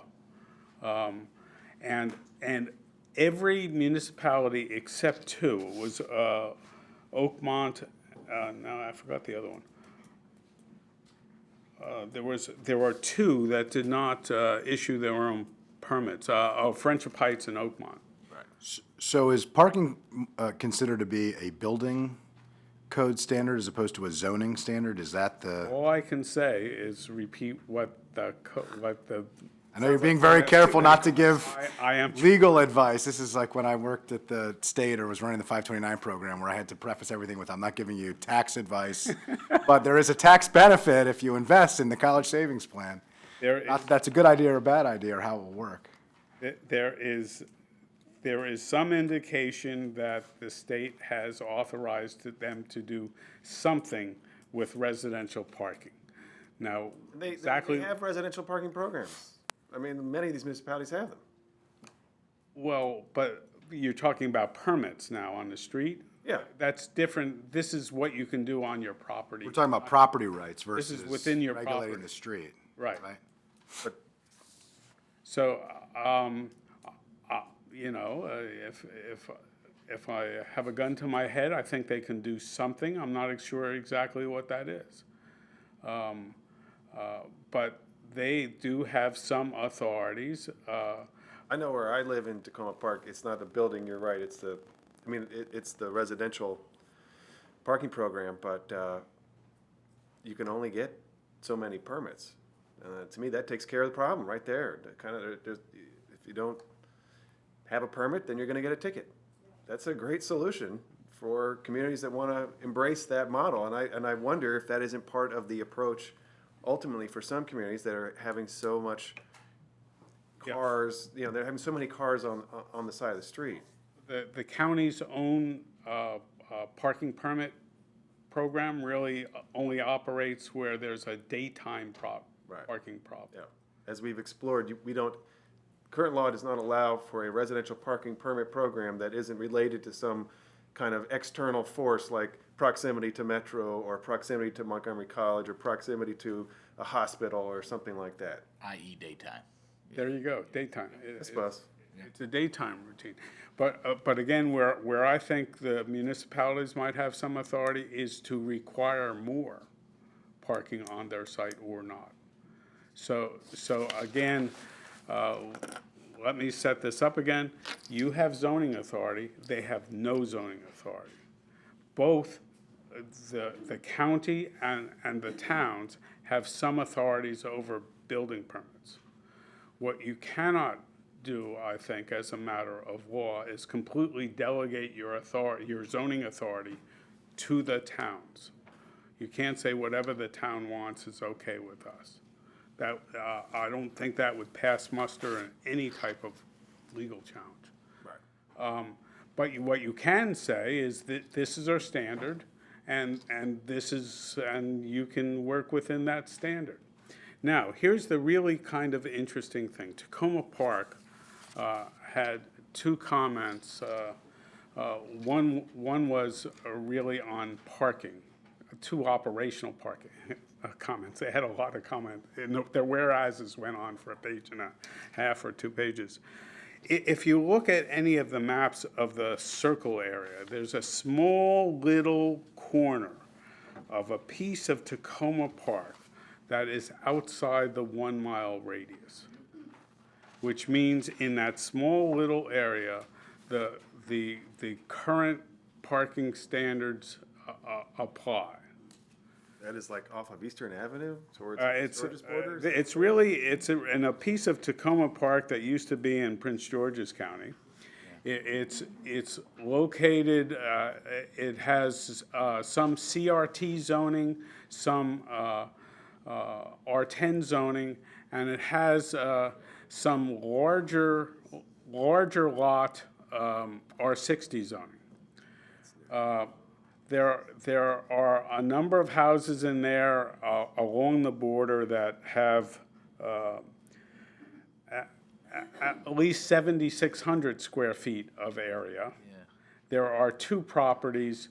There's one property that's less than 6,000 square feet and one property that's 61 square feet. So most of the properties, generalizing, have a little bit more space than the smallest 60-foot lots for that additional parking space.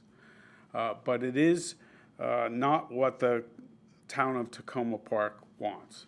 The town of Tacoma Park would want you to include the entirety of their municipality within the area that you don't require additional parking.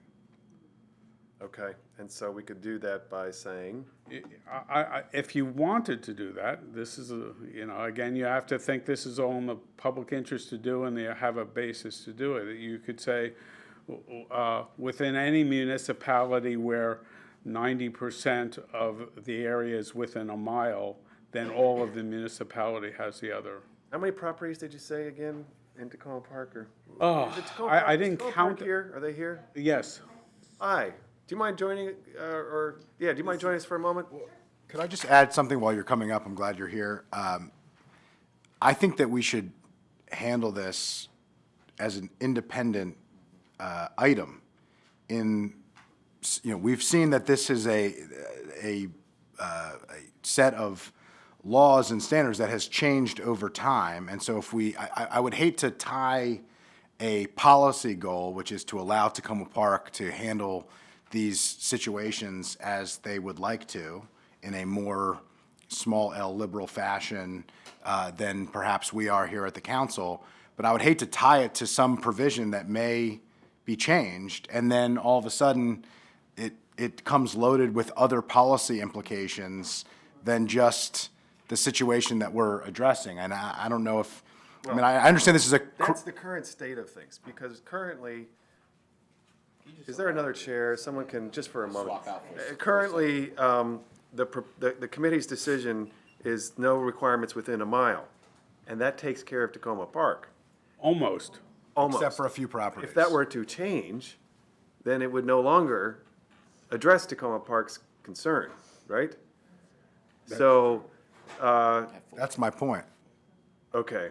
My point is, I think we should treat, if our goal, like, if there is a way that you advise as our council here to address Tacoma Park specifically, rather than saying rather than tying it directly to the 1 mile standard, my concern is we then are overcomplicating this in the event that at some point there's a change. And I think if past is prologue, changes are possible, very, very possible. And so it just seems to me it would be imprudent to create a standard where we're tying one policy goal with another policy goal for expediency, which I understand why we're doing it, but then could create an unintended consequence down the road where there's a need for changing things, and now all of a sudden we have not just a parking change challenge, we have a City of Tacoma Park challenge and their displeasure with the way that we're doing, and we are conflating two related but not totally congruent situations together where they don't necessarily have to be, and I don't believe they necessarily should be. There are two municipalities that are treated differently in state code than all other municipalities. Both Kensington and Tacoma Park can force a supermajority of the council if they pass a resolution against something that the council passes. That is a unique authority that they have. The other municipalities don't have it.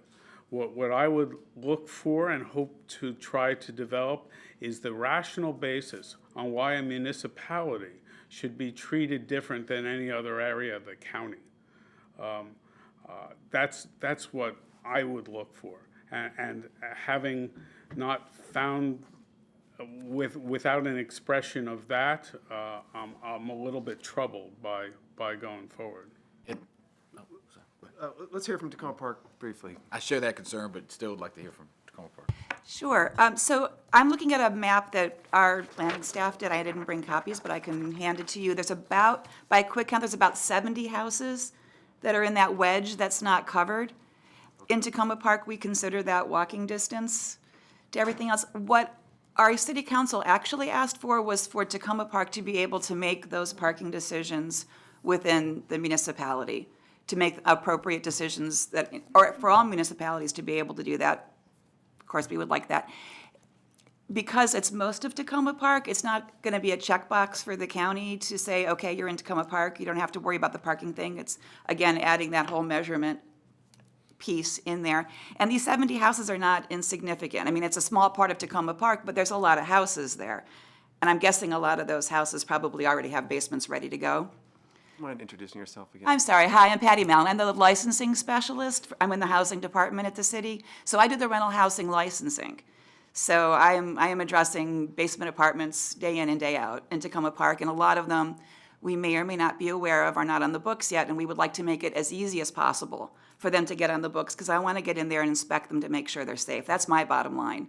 In Tacoma Park, there are so many houses that come equipped with basement apartments from decades ago when they were built that way. So these are places that are ready to flip a switch and get on the books to have basement apartments, and somehow making this easy so there's not an extra hoop to jump through will really help us get these guys on the books and get them inspected to make sure they're safe. May I see You that? bet. So it's basically the wedge up New Hampshire and Ethan Allen. Oh, it is that. Yep. That's what I thought of.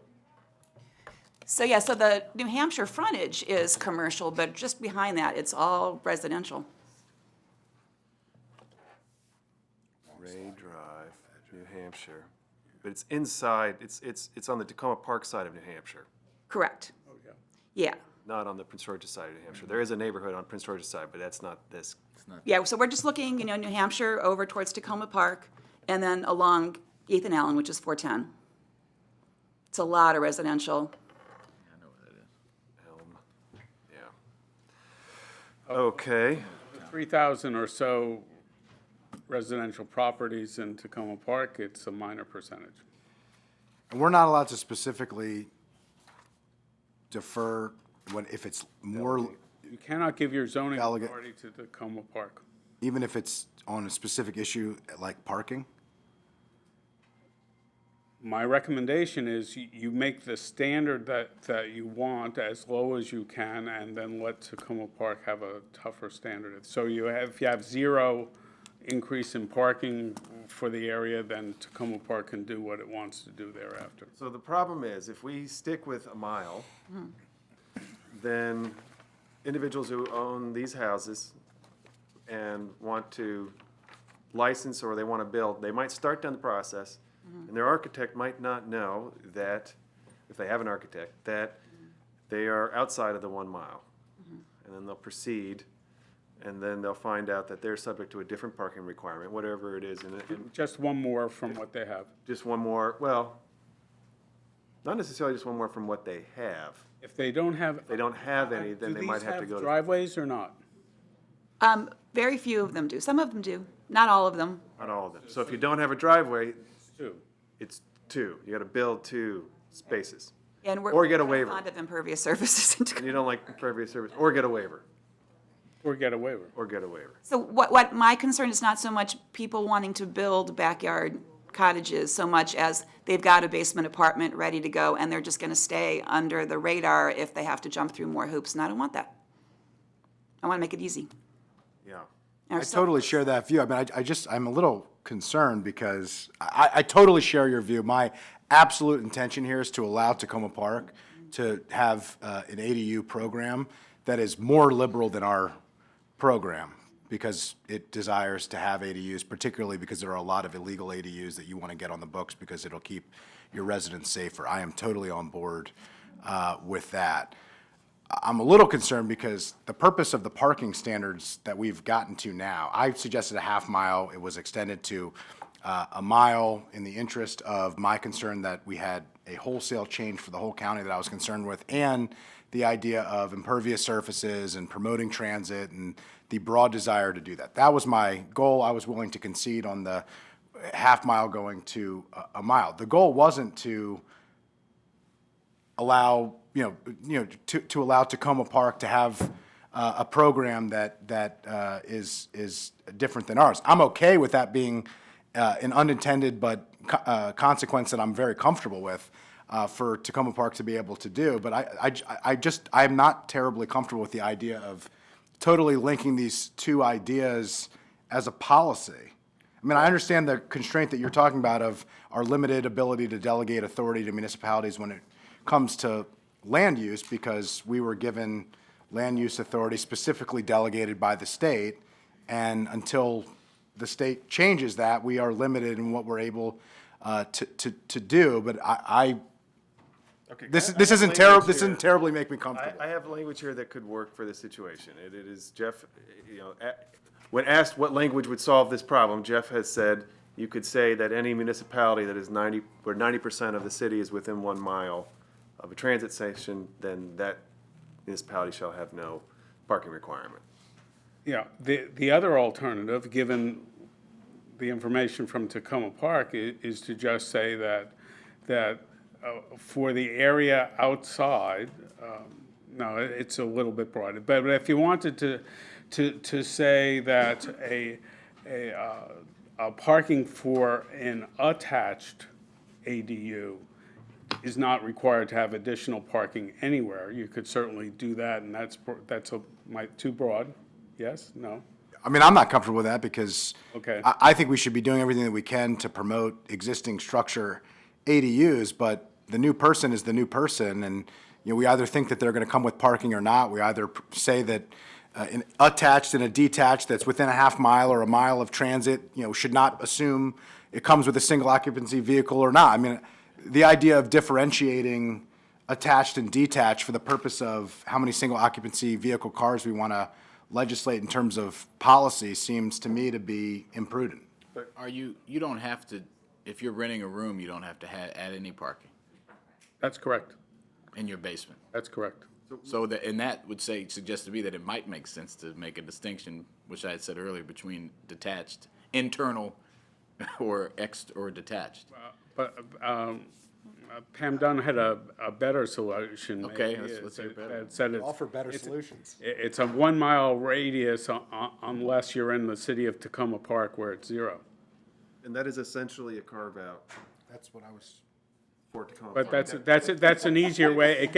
Right. Regardless of what the radius is. You said it much more clearly. It gets Thank you, you Pam. That's precisely what I was asking for originally, and perhaps I did a lousy job of asking, and I appreciate you answering a question apparently I didn't ask. But Tacoma Park is asking for something. It is under the standard with which we have set, which I think is totally appropriate, within the standard, so why wouldn't we allow them to do what they're looking to do without directly impacting other The way to do that municipalities? is the language that, I'm comfortable with would that language. say, if your municipality is 90% within 1 mile, then No, why don't we just specifically say 0 for Tacoma Park? Say it directly, say it specifically. I mean, unless you think that we're gonna get directly sued on that. Delegation of that. Well, no, what Pam it's just not a said. you are setting the standard. The standard is no additional parking. For them. We're not. For them. We're just saying what it is. You're saying what it is for them. I call that exerting our land use authority, but maybe I'm wrong. And I would say that as a rational basis for that, it's the only municipality that is this dramatically split by your other policy. It's an administrative hardship to try to administer 2 different standards within the town. Could we and say- that would be your basis. Can we say any municipality that formerly was in another county? Part of it's, I mean, That's an irrational basis, actually. Yeah.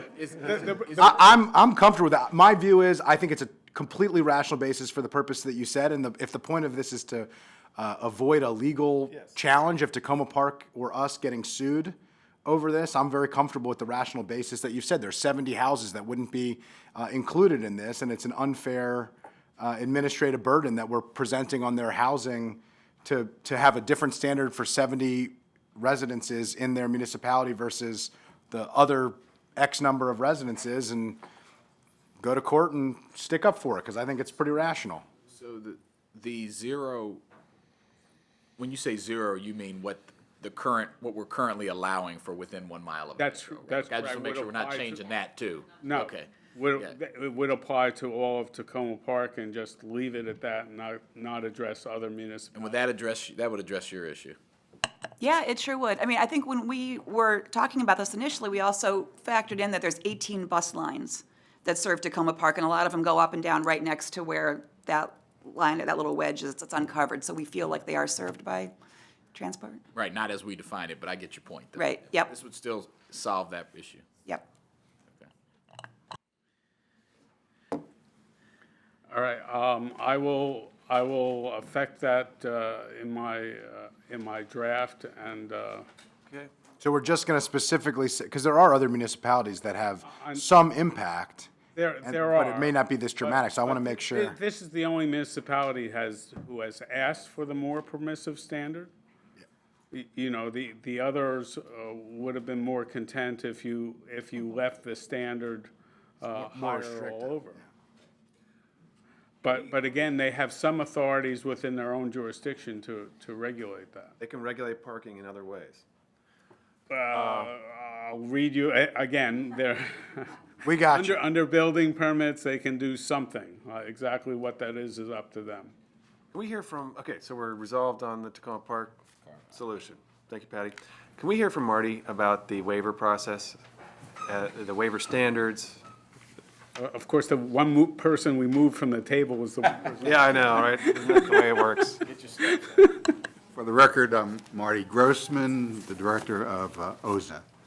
And in terms of the process, Standards first, process second. okay, in terms of parking standards, it's set by the code. Essentially, we look to, if it gets to us for a hearing, the initial step, of course, is with DHCA to see if it meets the standard for parking under the zoning ordinance. Which is this driveway-based kind of off-site. Which is two for a residence and one for the addition of the accessory unit. Right. And if it doesn't meet that, then after there's a director's report so stating, it's referred to our office, and we have a form for requesting a waiver if the person wishes to.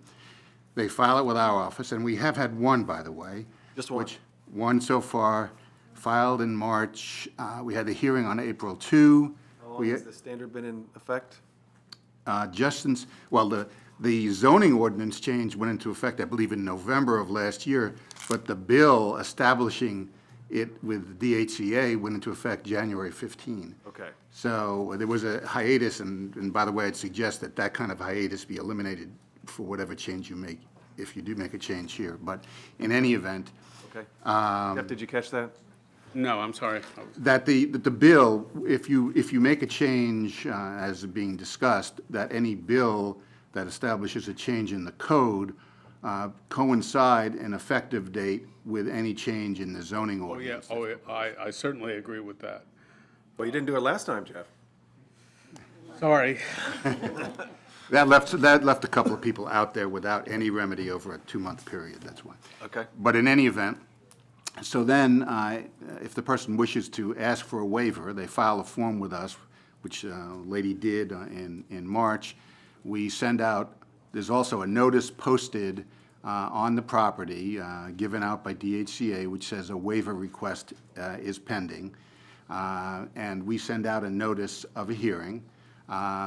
We set the hearing for April 2, which was this past Tuesday, and actually the report was issued today granting the parking waiver. So we can move pretty rapidly in most instances on this sort of thing, much more rapidly than under the old conditional use system, although we have 30 days to hold the hearing and 30 days to issue the report. We usually can act much more rapidly than that. And the standard that you asked about is essentially set by the code.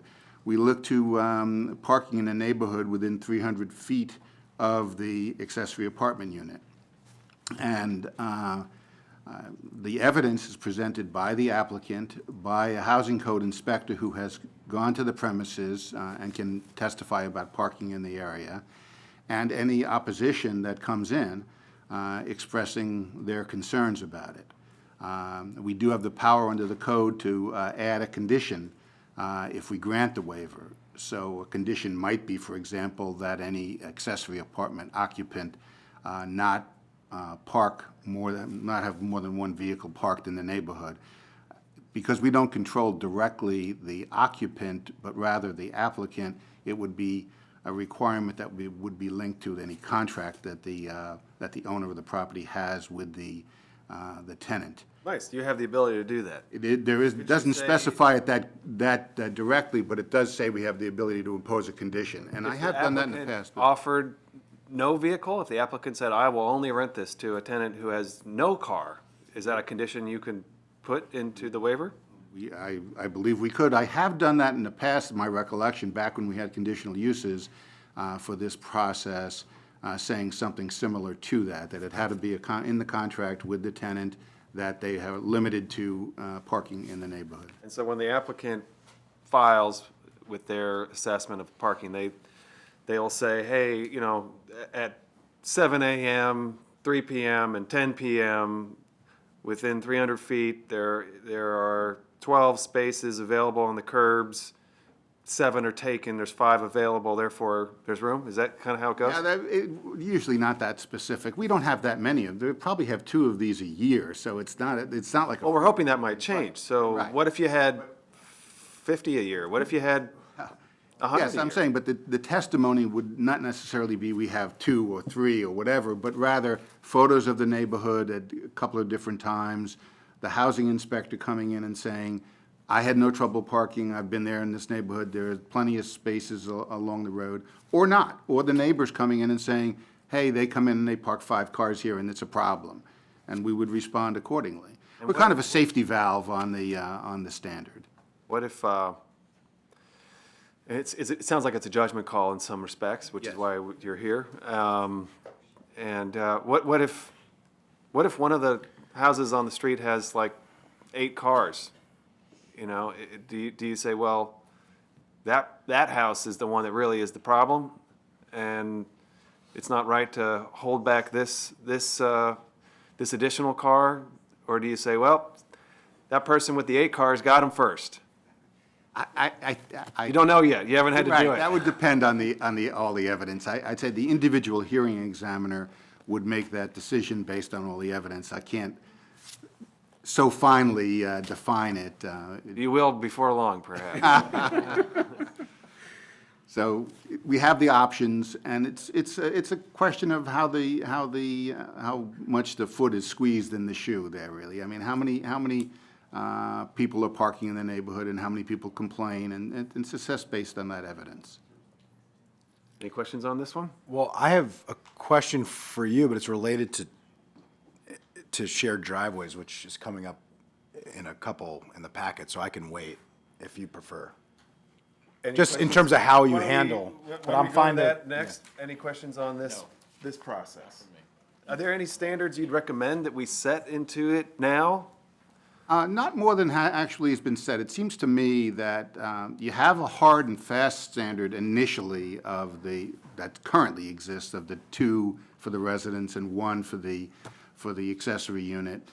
If that's not met, you go to a much more flexible situation of assessing parking in the area, and you've defined a 300-foot area that we look at in the code that's directly in 2916, or 29, yeah, I think it's 2916. So 2926. It is the applicant's choice, though, whether to apply for a waiver. They could say, well, I've got a small front yard, and for me to put a driveway in here is not in anyone's interest, so I'm going to apply for the waiver, right? Right. The applicant does not have to apply for a waiver if they decide that, but they won't get the accessory apartment without the waiver if they don't meet the No, standard. they may apply, what I'm asking is, they may apply for a waiver even if they could build the driveway space. Oh, But yeah. they just don't want to because they don't think it's to everyone, their benefit, and Correct. perhaps the community would say it's not to our benefit either for you to pave over your front yard. Correct. They can ask for the waiver or. Their choice. Right. All right. There's also an objection process, too. As part of this waiver and process, there's also an objection process. Somebody can object to the findings of the director of DHCA. Either the applicant for the license or a neighbor can object, and the process is similar to the waiver process. As a separate proceeding? It can be linked together as one proceeding, or if there's just an objection filed and no waiver request, it would be handled as a separate hearing on the objection. And once again, it could be an objection filed by the neighbor saying, we don't like this finding by the DHCA director, or we think there's not enough parking in the area to allow this, even if they meet the standard under the code. But the waiver can't be granted by DHCA, it has to be granted by you. That's correct. And then DHCA is required to follow whatever our decision is, and then there's an option to go to court. Objection could be on any particular issue. No, actually it can't, no. It can't be on any particular issue. It has to be restricted to a DHCA finding or a question of parking or the distance separation. So could you just clarify that? So a neighbor Yes. could object even if someone who's building or putting in an,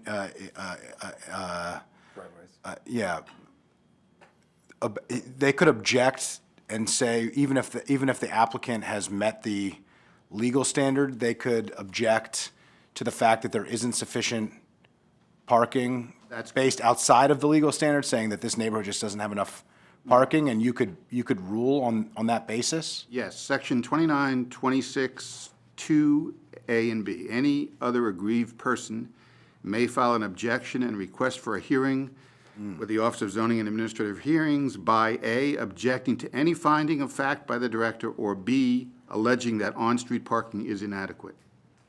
Would that still be the case after? Yeah, well, a finding of fact would be, did you meet the setback? And somebody says yes, and somebody says no. So there could be some finding of fact even within the standards that you are setting. Now, the distance one goes away, because there was no distance, and the parking would still be there. How about 2B? They can still appeal on the basis that there's inadequate street parking? Inadequate. Yeah. Yes. If you build, but if you build. Unless we change it, yeah. Based on the standard that we are approving here, based on what we've already discussed related to parking, which we discussed last time and today. Yes. A neighbor could still appeal, or object, excuse me, on the basis that there is inadequate on-street parking and they shouldn't be able to have an accessory dwelling unit? Right, but presumably you wouldn't overturn your finding of fact for allowing it initially, right? I mean, you would be going with the standard that we set, unless there's evidence to the contrary, right? Right, well, we would not have seen it until it either comes to us as a waiver or an objection. It goes to DHCA first. It only comes to us if somebody is filing a request for a You'd be waiver double checking or an the work, objection. I guess, in that sense. You'd be confirming that it is within. I would, but if the objection was that even if they meet the standard, there's not adequate parking on the street, we'd still have to look at that and make an evaluation as to whether or not parking is inadequate in the neighborhood. And what's the, so my point is not that, they're not arguing whether or not they've met the standard. They're arguing that they've met the standard, and the standard is insufficient because there isn't enough parking on their street, which could be a result, as Chair Reamer said, of a neighbor 2 doors up that doesn't have an accessory dwelling unit but has 8 single occupancy cars that are parked along the street because they don't have a driveway. So what is the standard that you would use in that case to determine whether or not there's adequate or inadequate parking? Because, I mean, at least from what I've found, when it comes to traffic and when it comes to parking, people have very different views of what adequacy is. And that standard is a mile wide in terms of, what different people view as reasonable and what different people view as not. Some people think if there's not a parking space in front of a retailer on the street, then that's inadequate. Some people think that 2 blocks. Before you answer that question, I just want to make sure I understand what is being said here. So even though you meet the standard of parking spaces on your property, there's still a separate standard of adequate parking? It's not a separate standard, it's just an allegation that on-street parking is inadequate. That is what is in the current code. Why would we allow someone to challenge on-street parking if you're building the spaces on your property? Well, again, if it's a disruption to the neighborhood that people couldn't park in the Okay, neighborhood. where is that in the code? Can we take that out? Yes, you can. It's in section, chapter 29, section 26. Is that the zoning code or is that the? No, it's a law. It's a licensing law. So if you want to change that, you have to change that. That's what I. Can we just go back to what the standard is? Because this would be a new wrinkle on the fly that's being proposed, and I need some time to digest it. But could you explain what how you would enforce that standard? Because it seems pretty difficult to enforce a standard that isn't based on law. If somebody has followed the law that we've said, you are a powerful man, but this makes you an even more powerful man than I realized. Once again, it is a judgment call based on the evidence. There isn't once you get past the initial code standards, it's a question of how much parking we observe in the neighborhood based on the evidence at different times of the day. There isn't a set standard that one can apply to this. I think you have to realize that this, at least in the past, has been a very infrequent issue that's come up. That is, we don't get to this point very often. Well, the reason why you never got to that point was because detached ADUs aren't allowed unless you have an acre. I understand. So, I'm not suggesting what you should have as the standard or not. I'm not suggesting that this should be part of the code. I'm just saying this is what it is now. It hasn't come up very frequently as an issue. When it has, we've assessed it based on the people who've testified. So can I just restate, just to try to, so you build you get approval, you build your ADU, you make your 2 parking spots, and then someone can say, hey, I don't like that this ADU's, for whatever reason, I don't like that it's on my street. let's take that as a reason, and then they file an objection. Right. Even though the 2 spots have been built, you then, under this, would come in and assess whether there's adequate parking in the whole street based on the criteria, whatever subjective or, your years of experience criteria, and then you would make a determination, which could be that even though the 2 spots were made, that the parking is out of control, correct? Yes, but That I mean. theoretically could happen. It's not quite pulling that out of the air. I mean, you do have a standard here in subsection 6A. It says the hearing examiner may waive on-street parking standards, and we would apply this too, if the available on-street parking for residents within 300 feet of the proposed accessory apartment would permit a resident to park on-street near his or her residence on a regular basis, and B, the proposed accessory apartment is not likely to reduce the available on-street parking within 300 feet of the proposed accessory So apartment. you're using a standard. And I guess there is a basis, so if you say it's an ADU and you have a family of 4, and they have teenage kids, and there's 3 cars, and only 2 can fit in the spots, there is an argument that there could be additional street parking. So I get why maybe that's in there. I'm just trying to think about why. I mean, my view is I don't really understand the idea of why we would have a standard that is outside the law, but at the same time, I'll be honest, I'm not terribly comfortable with the idea of us making a change now. Yeah, I agree. It wasn't in the original bill. It wasn't part of the public hearing. We haven't talked about it at previous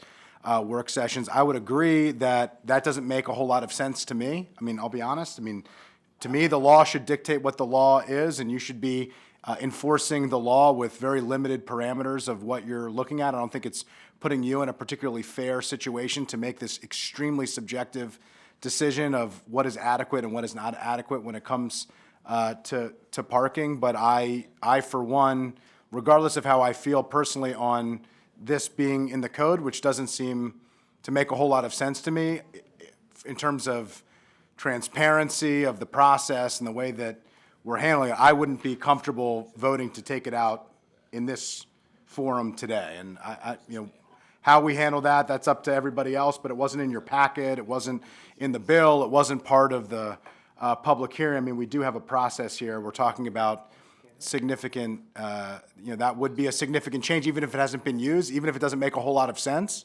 I would agree with all those things, but as a matter of process, I'm not terribly comfortable. I think historically what occurred, this used to all be part of a conditional use process, going back 2 stages here.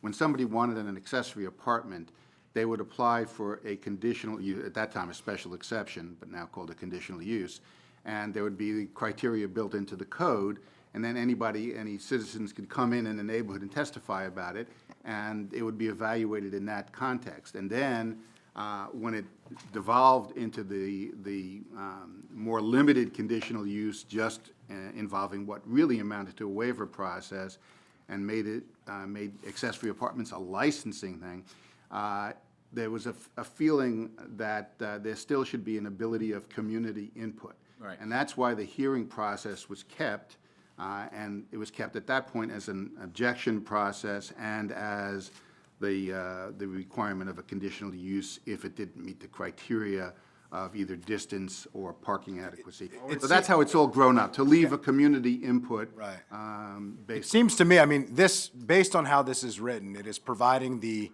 neighbors basically close to similar footing to the applicant and saying you should be able to appeal whether or not an ADU should or should not be built, which is providing others input into property rights that we don't insert into other areas, which to me is an expansive position. That notwithstanding, I still am not terribly comfortable. This is law, so this is not something we can amend right now, right? This is correct. It's not before you. It would require a separate bill. It would be advertised. We and need go to public understand hearing. now that what we think we're setting the parking standards, but in fact, neighbors can object to a unit even though the standards that we're gonna set exist, are met. Pam's shaking her head. And so are you, so who's shaking But, your but of course, Marty runs the process. All right, well, we got a few lawyers in the room, so let's hear what the differences of opinion are. I'm not a lawyer, so. But for the record, Greg Russ from Park and Planning.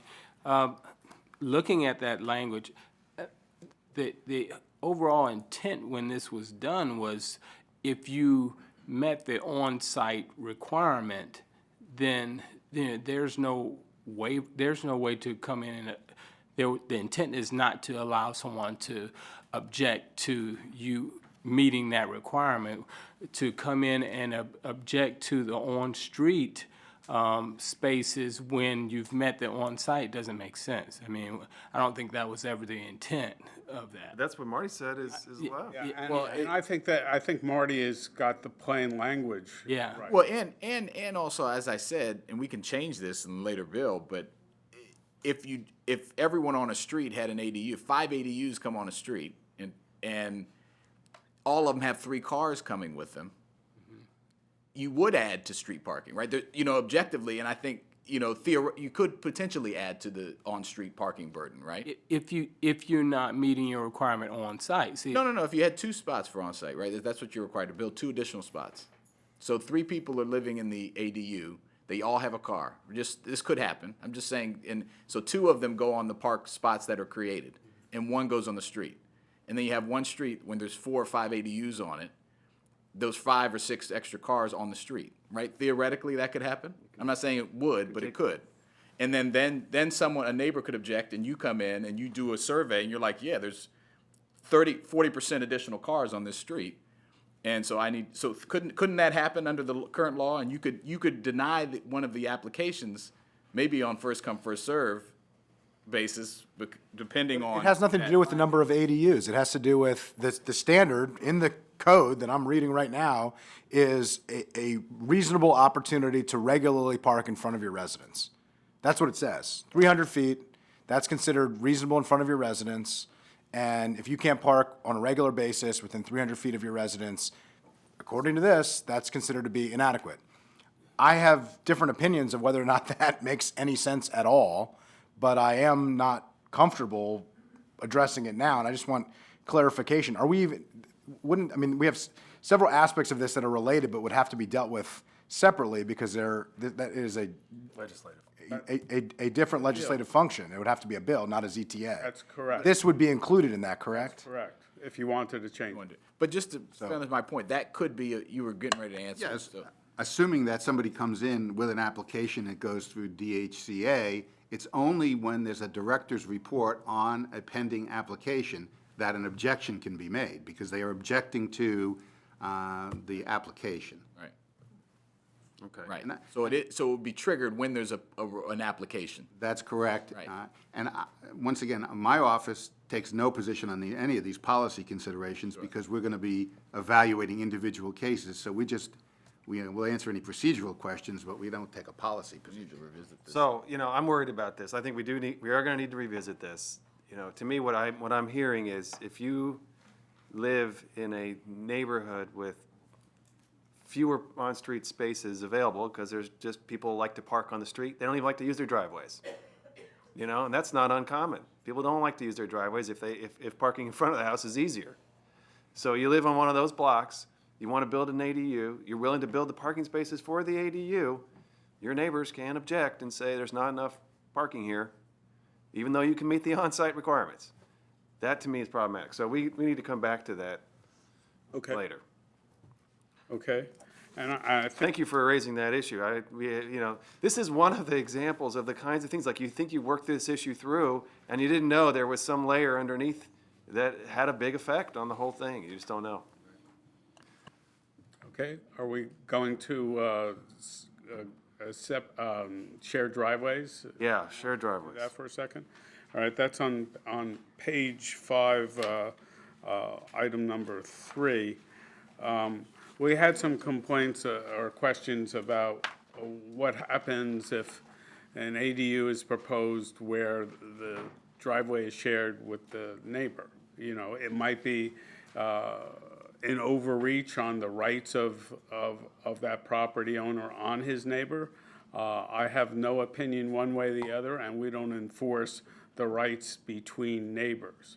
But if you wanted to address this, you could require that an ADU have access to a street on its own property. And that way you would prohibit an ADU on shared driveways. That is a prescriptive way to do it, but you certainly couldn't investigate or have anybody look into what rights does one owner have against the other on this additional use of a driveway. Okay, Andrew, question? Yeah, so this has come up, I think and I'm glad, Jeff, that you've included it in the packet, because it's come up quite a bit and is fairly common in older neighborhoods, particularly in R60 zone neighborhoods where the properties are small and the driveways, were either put in afterwards or were put in originally, and the original units are there. How do we treat this today? So we have this standard currently, and I don't know if a shared driveway in a 1 acre lot exists, because it seems that it would be less likely and much more likely in an R60 and maybe an R90 lot, but let's say, for instance, that it is. How would we treat this? Because my read on it would be that we can only, the standard, we can't make a decision between two property owners, but you can only judge what you're providing on your property. So you can't, there's nothing in the code that says, or if you get permission from your neighbor to let you park in their driveway and pay them rent for that, and we don't allow that for any other types of buildings where you make like a separate agreement with another property owner and park some of the cars. The parking standards are the parking standards. So based on the current requirement for off-street parking, if there's a situation of a shared driveway, from what I've seen, a lot of times the shared driveway is partially on one property and partially on the other. It could be 80-20, it could be 50-50, it could be 60-40, and the two property owners work out how they get their cars in and out, and sometimes it easily fits two cars side by side, and sometimes it doesn't. Sometimes it's a little interesting, but how is that, or in the case that it hasn't been addressed, how would that be treated in terms of providing adequate parking based on existing standards? The one thing is you have to have the parking on your site. So to the extent you're providing a parking space, that must be on your site. Now, I don't know how permitting has allowed or not allowed the situation where you have that shared easement between units. Can you answer something? My sense is a lot of these aren't easements. My sense is a lot of these are property owners, 40 years. I've run into many situations with residents where, 3 owners ago, somebody paved a driveway, or the original, they paved the driveway, and it's literally bisecting the property line, and there is no formal agreement, nothing's in the deed, there is no easement, there is no formal arrangement, and the moment that one property owner wants to take back his or her portion of that driveway and build something else on it, or there are situations where there are knockdowns and a new build, and the new build blocks access to the shed in the back or to the detached garage in the back, that's their right, because it's not an easement and there hasn't been an agreement. I can only talk about if there is an easement and there is an existing covenant. For us, when somebody come and we call these flag lots, and you have a shared driveway, that there are 2 houses at the end, or it could be 3. It's usually there is a covenant between the owner of all 3 properties to maintain, and keep up with that easement, egress, ingress for people to get in and out. And it has to be a certain width because of the fire trucks or something has to get back in there. And that's what we look at for them to issue the building permit. Now, if this is passed and somebody wants to come get an ADU, for us, I have to check, I don't think we have an issue in that regard, because the issue is going to be still among those people, are they going to allow another additional, structure, an apartment, that to use that easement that's to be shared by those 3 individuals that have the responsibility of that. So you don't see it as an issue, you see it as a private property owner? We would say it's a civil matter. We stay away from those. So you're saying that the homeowner who's not the homeowner building the ADU has rights, and if the other homeowner wants to add an ADU, they essentially the other, their neighbor has the option to take them to court and say, you're affecting my rights. It would be something, this is civil matter, that's how we would do it. And, This seems like, this seems like a good place for Marty, like you have to go deal with this somehow in this case, as an alternative to court. Well, then sue me. We don't want to encourage people to go in that direction. But the whole issue is, these are the people that, the road is for these 3 individual homes. Now you're putting an additional home. And it's really between those people, the impact it has on them. No, I'm agreeing with you. I'm just saying, but it's- maybe, Well, do you follow me, Jeff? yeah, but Marty could not waive the rights of one property owner over another. The question is whether you allow it to occur under the zoning code. So we can allow it, but it's still subject to, Whatever you allow is subject to the private property rights of those 2 people. And just to clarify, shared street or no street, you were looking at the amount of parking available on a property. So if there is a shared street and only 30% of that shared driveway is on the property, they would not satisfy the parking. If there is parking required, if it's not within a mile of transit, as we talked about. Is that, I just want to clarify that, Absolutely true. which I'm comfortable with. In the case of an easement, do you address that? Is that considered part of your property? If you have an easement agreement where you're allowed to park? For us, again, it would be if it's somebody's coming for a single-family dwelling, the issue is accessing to that property. You cannot be landlocked. So either you have a driveway, or in the cases you have 2 or 3 houses that are sharing a long driveway, it's having a covenant that these people have the right. So it's not just one person has the right to it, because they can always landlock and say, okay, this is my easement, I'm letting you. There's a slight wrinkle here because you can be landlocked in an accessory dwelling unit with a shared driveway, couldn't you? That would be if you're on a street and you have a driveway, again, it's your property, it's your property. It's your driveway. You are the person that you're adding an ADU, so it's one lot. Yeah, that doesn't change anything. That's why we talked about common ownership and all these other things. That's not going to be part of it, so they can come and, change the plat of the lot and say. Yeah, I was just clarifying, because earlier you said that it's between the 3 property Well, owners, because we're adding a new. Right. So, The question was. I on a shared don't share driveway. that view, but, The question was on a shared driveway. right. you said something about fire codes, I just wanted to follow up. Are we done here on this one? Does a fire truck need to be able to get into the backyard? Is that what you said? No, the issue is if they need like an ambulance, I'm just an emergency vehicle. Again, as long as they're close to a fire hydrant, they have to be within 100 or 200 feet of it, is fine. It's just wide enough. It's usually 10 feet or 12 feet. It can't be like 5 feet, so it has to meet certain requirement. If the house doesn't meet that requirement? No, the driveway, the shared driveway. Has to meet a certain I'm width. sorry, I was moving beyond the shared driveway. I was just talking about in general, the fire code. You said, does a fire truck have to be able to get into the backyard? No, that's not what I said. I said emergency vehicles, if they. Do they have to get into it?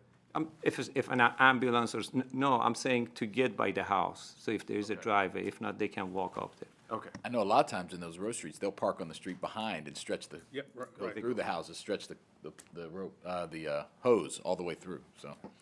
One added note on this private property issue that Jeff talked about. We cannot decide these private property disputes. Sometimes what comes up is there's a homeowners association restriction, and people will try to claim that this attempt at an ADU is whatever is a violation of their own homeowners association. We routinely say, based on the case law, that is not something that we can decide. That's a private matter that'll be decided in the courts and not by us as a zoning matter. We're about to get into that. Right, which is also a property right question. That's a covenant that you've put on your property to say that in order to buy the property, you agree to join the HOA and that property by covenant. You can't get out of an HOA. I mean, that's, it's a covenant on a property, which is not in your purview. Just one last clarification on the shared driveway piece, and then I promise I'm done. if somebody has insufficient, let's say it's a 30-70 situation, so they only own 30%, only 30% of the shared driveway is in their property, which, like I said, I think actually happens quite a bit. And the full driveway allows for sufficient off-street parking as required, but it's 70% of it, or some of it is not on their property. Are they able to get a waiver for conditional use if the other property owner says, we don't have a car, we don't use the driveway, they can have that part, they can park on that part of the driveway? Would that satisfy the ADU standard as we have it? I'm just, because this has come up, I just want to be able to answer these questions that people have. I don't know the answer to that. Well, there wouldn't be an. I'm trying to avoid having to pave another impervious surface if it's not necessary. If the neighbor was okay with it, then no one would object. It would be like, I would think in that situation, it would be like they own their property, that they had rights to that other property. No, the person that would object would be the government, because we have a standard for off-street parking, and you should be denied on the basis of not meeting the parking standard. What I'm saying is, if you have a shared driveway where your neighbor says, hey, you know what, I'm okay with it, I want them to have this extra house, I'd love to have, somebody else live here. They're great neighbors that, we've had this arrangement for 40 years. What's the problem? Are you allowed to provide a conditional use waiver? Well, The waiver would be available as a remedy because you're not required to stick to the standard of 2 and 1 or whatever. I just wanted to clarify that you could get the waiver on the basis that the neighbor is providing the off-street parking on their property. Well, you get the waiver on the basis that there's adequate parking in the neighborhood based on this 300-foot standard. It wouldn't be based on what the neighbor is doing per se. It's that there is adequate parking in the neighborhood to allow the additional unit. Got it, based on the adequate parking. Okay, thank you, that's helpful. Mr. Chairman, if we can go back a second and handle issue 2, which is the ownership of an ADU on the site. We did, but we're just confirming, yeah. I mean, the only thing I'd like to say is that there was an ownership requirement in CTA 1901 as it was introduced. I would recommend not having that. That's fine, but because it's in law. Right, and then I would open up that law and make sure it says what you want with regard to ownership. Because right now it says the principal owner, the owner has to live in the principal dwelling, so we should change that aspect within the licensing procedure. I think we absolutely have to change the law on this, but I just want to be very clear, there is absolute agreement, everybody up here at least, because we talked about this last time, believes that it should be owner occupied, that you should have to live on the property to have an accessory dwelling unit, or else you're renting out 2 different units on your property, which is not the intention, nor should it be allowed. I think your point, just to clarify for those who didn't read your full packet, which was terrific as usual, your point is that this actually has a legal implication, that this is not the appropriate legal place to have this standard, and we should make the change in the appropriate legal place. And so you're recommending that we not include it here because you think it is legally not the appropriate place, and that we should instead go back and amend the law to reflect this standard, which we all share. Is that? That's correct. And it creates also administrative headache with 2 agencies deciding the same thing. Because DHCA does the license, DPS issues the permit. If you had it in zoning, DPS would have to do the confirmation. You don't want that kind of duplication either. Didn't the agencies agree that that's appropriate? Okay, everybody agrees. I just want to make sure, it's obviously a really important issue on owner occupied.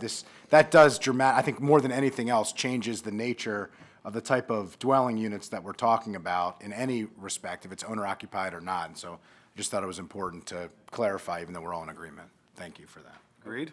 And then I have what might become a future work item is whether you want to change the term accessory apartment to accessory dwelling unit. Yes? Yes. You do? Okay. Oh, no, so it will take a bill and it'll take another ZTA. Got a few. We'll because have to it's- do it's- some kind it's of a- omnibus collection of bills. Right. Why does it take another ZTA? I understand it takes a bill, but why does it take another ZTA? Because it's mentioned 43 times, I guess I could go through it in this one, actually, if you wanted to. I have to do 43 corrections throughout the code. That's why we keep you around.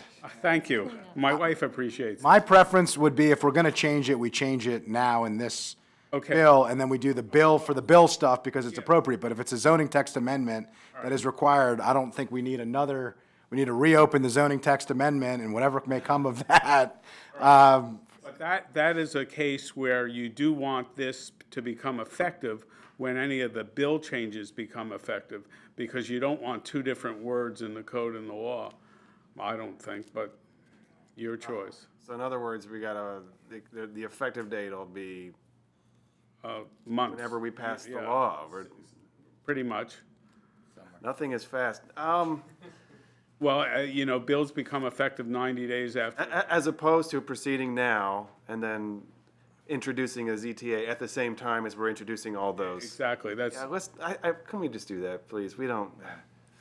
Let's not Do 'em together. delay the effective date of this pending things that we haven't even introduced yet. We don't know what's gonna happen. There could be a hurricane and we could shut down the council for 6 Well, months. something tells me if there's a hurricane, there's not going to be a huge market for building accessory dwelling units. I all due respect to those who are actually doing the building, which aren't me. I think most of them aren't going to be working in a hurricane, bless them. My view is I think we should do it together. I really do. And I think if it delays it by a few months, I don't think that is going to change the market for it. I am totally for making the changes that we need to make these possible, but I think the piecemeal, going back, doing another ZTA, opening that back up, creating the consternation that they may cause in the public of what that means and what we're doing, I'd rather, let's deal with the ZTA piece here, let's do it thoughtfully, let's do it completely, let's put it to rest, let's get some stability in the public of what we're allowing and what we're not allowing, and then let's deal with the bill, let's do it completely, let's do it thoroughly. We don't agree, 2-1, let's do it. All right. Could I say something? Yes, Claire, what would you like to say? Claire Isley from the Executive's Office. I would say that we would agree with Councilmember Friedson, only because it gives us a chance. There are a lot of complex issues that have come up that involve the executive branch.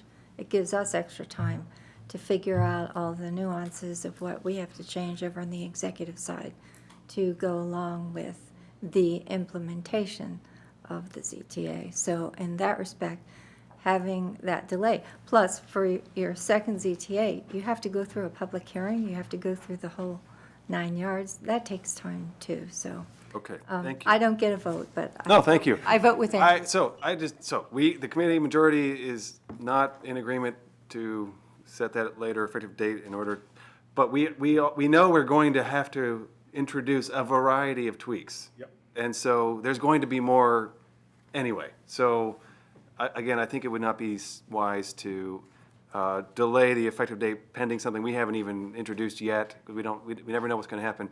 And I actually think that the public will be very understanding that this is a name change, that won't be lost on people. That was what I was gonna say. It's not like, we're just talking about the change of the Right. name. Yeah. Let's let They people read the move bills. forward, with the. We'll revisit that at the public hearing with who decides to show up and This will be a decide test. that it's just a name change and if that is viewed by the public. But I respect my colleagues and I'm okay with losing this one. I want to say I've always wanted to rename the urban road code, the pedestrian priority road code, and I've never done it because it didn't seem worth going through all the angst to rename something. It's a challenging question. Even these minor details are challenging. I'd amend that to the shared road, at least the shared road code. Maybe Yeah, we can- well, maybe we could bring everybody on board and equal access for all users. Now I'm diverging. There you go. Okay, moving on. We heard this issue a little bit from Mr. Grossman on CTA references to HOA covenants. Actually, within licensing agreements, we have references to HOA covenants in the sense that we require the applicant to to just report to us that the HOA doesn't prohibit the activity, and then we provide notice to the HOA. But we don't start reading the HO documents to see what they do or don't do. We allow that party to, the HOA itself, to enforce its rights if it thinks one of its covenants is being violated. Now, that would change again. We would need to open up the licensing section to do that, but I think we might be opening it up for other reasons already. There's nothing, very little left. Okay, so, I guess on this, I'm the one who raised this. I'm sympathetic to the fact that maybe the ZTA isn't the appropriate place for this. The separate bill that we're doing, which apparently is one of many bills that we're now talking about, omnibus bill, but it is absolutely my intention to reflect this, just as we did in the Airbnb law, to reassert the fact that HOAs, covenants, which I think already exists in law, but I think we can codify that to just further alleviate concerns that have been raised on that. I don't know that it's necessary. The timing of that wouldn't matter because I think the HOAs already have that right because this is a covenant and a private property right that we can't get in the middle of. But reasserting it, I think, is helpful. Putting that language in, we did it in the Airbnb law, so I think there's an understandable expectation by the public that we also have it here, and I would make sure that that is, just for the record, making sure that as we look at the omnibus bill, that be a key component of it. so again, what that is that when you apply, you must certify essentially that your HOA allows you. It's self-certification, and it's just notice to the HOA, we're not going to start reading HOA documents. Right, we're not, yeah. Everybody's nodding on the table, too. They have no. I think it's a good practice. It just makes sure that people have done their diligence, that's all. Right. Okay. One of the issues that wasn't really in testimony, but some council members had some interest is the fact that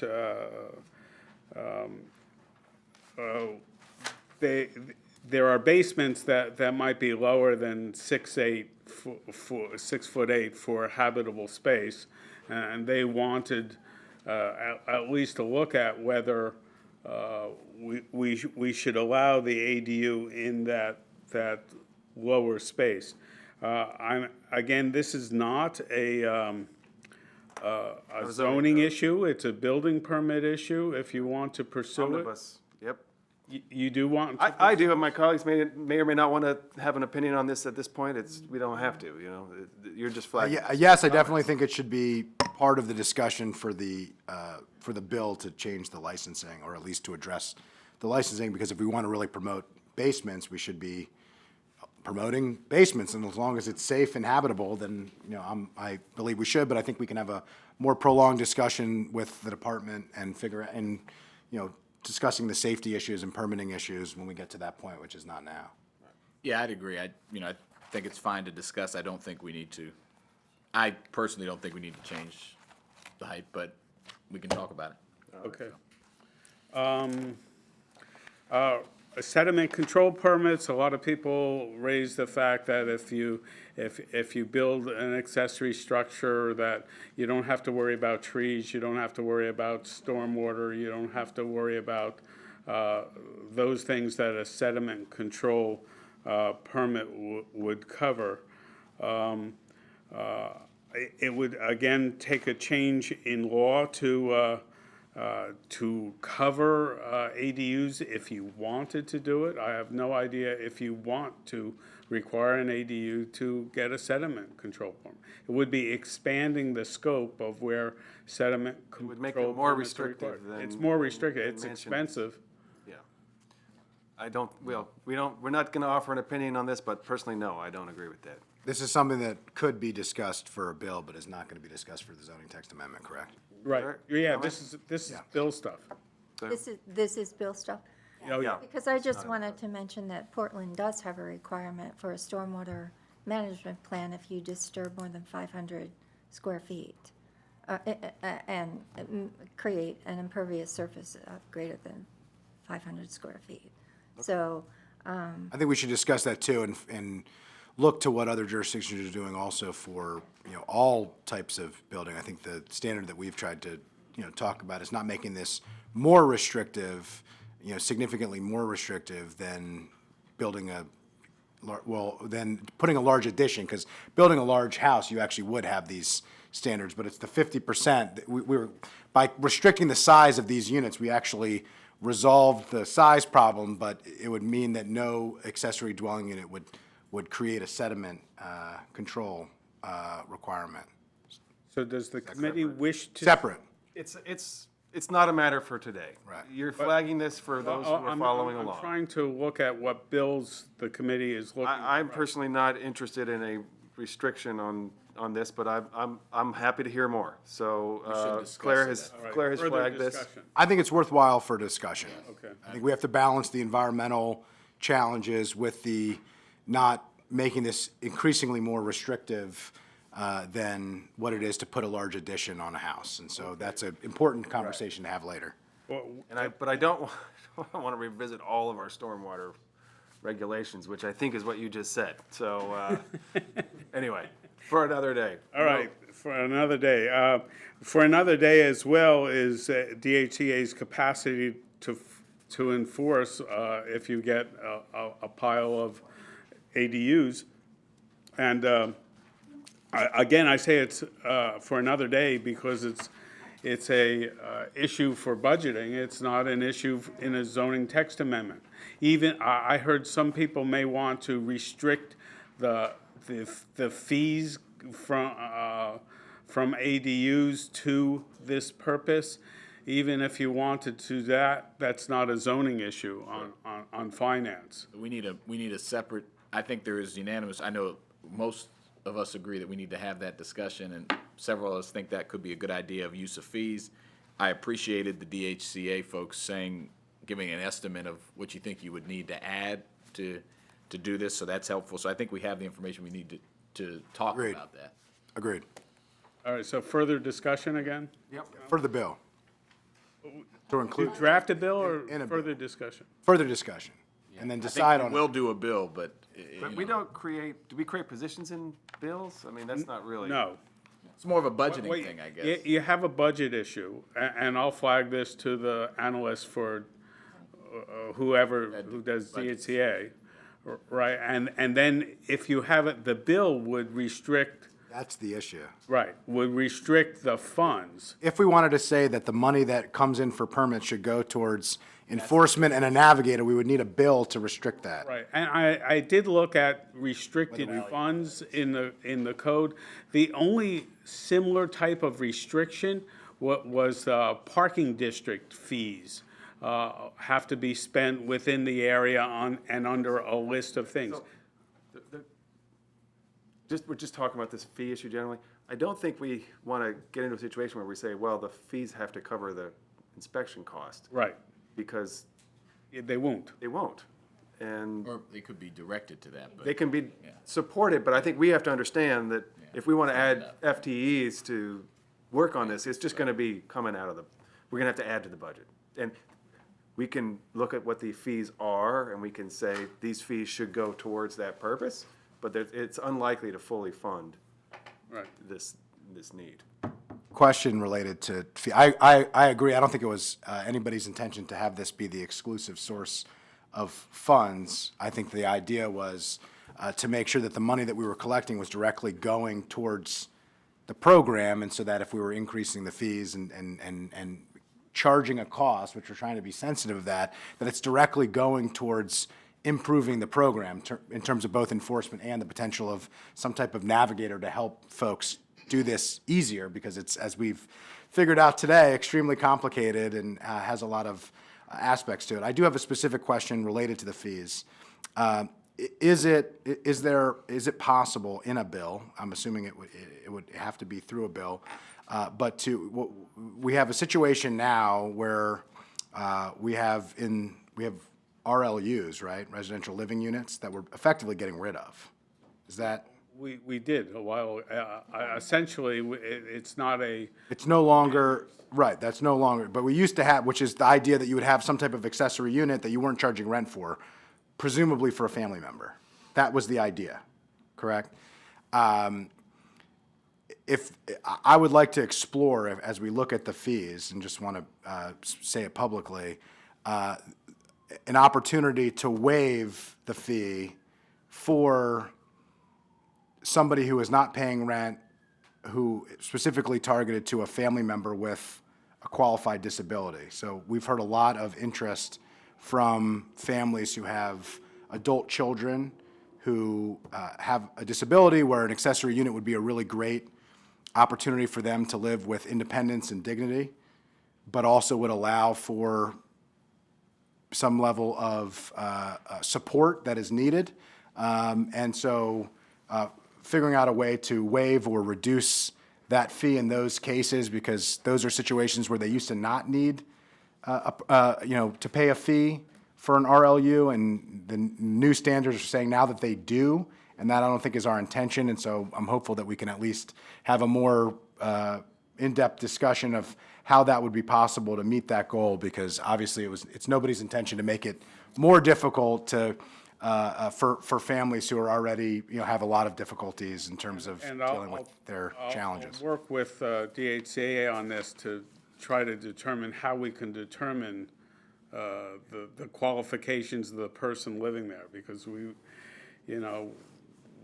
don't like looking for birth certificates and that, there's all sorts of documents. I'd be fine. I understand there's a sensitivity to the relationship, and we're not supposed to legislate that, but I'd be fine if regardless of the relationship, if the person who is living there has a qualified disability, and there are lots of ways we could use the same standard from the ABLE program that is used. We could use DD standard. I mean, there's lots of standards that we could talk about. There are lots of policy experts. I've done a little bit of work in this area, and we have some of the smartest people in the country who advocate for this stuff, who live in Montgomery County. I mean, we very quickly could come up with standards, and to me, you could resolve it just by saying who is the dweller, regardless of the relationship. Who is the dweller, and if that dweller meets a standard, we could resolve this, I think, pretty easily, and I think it would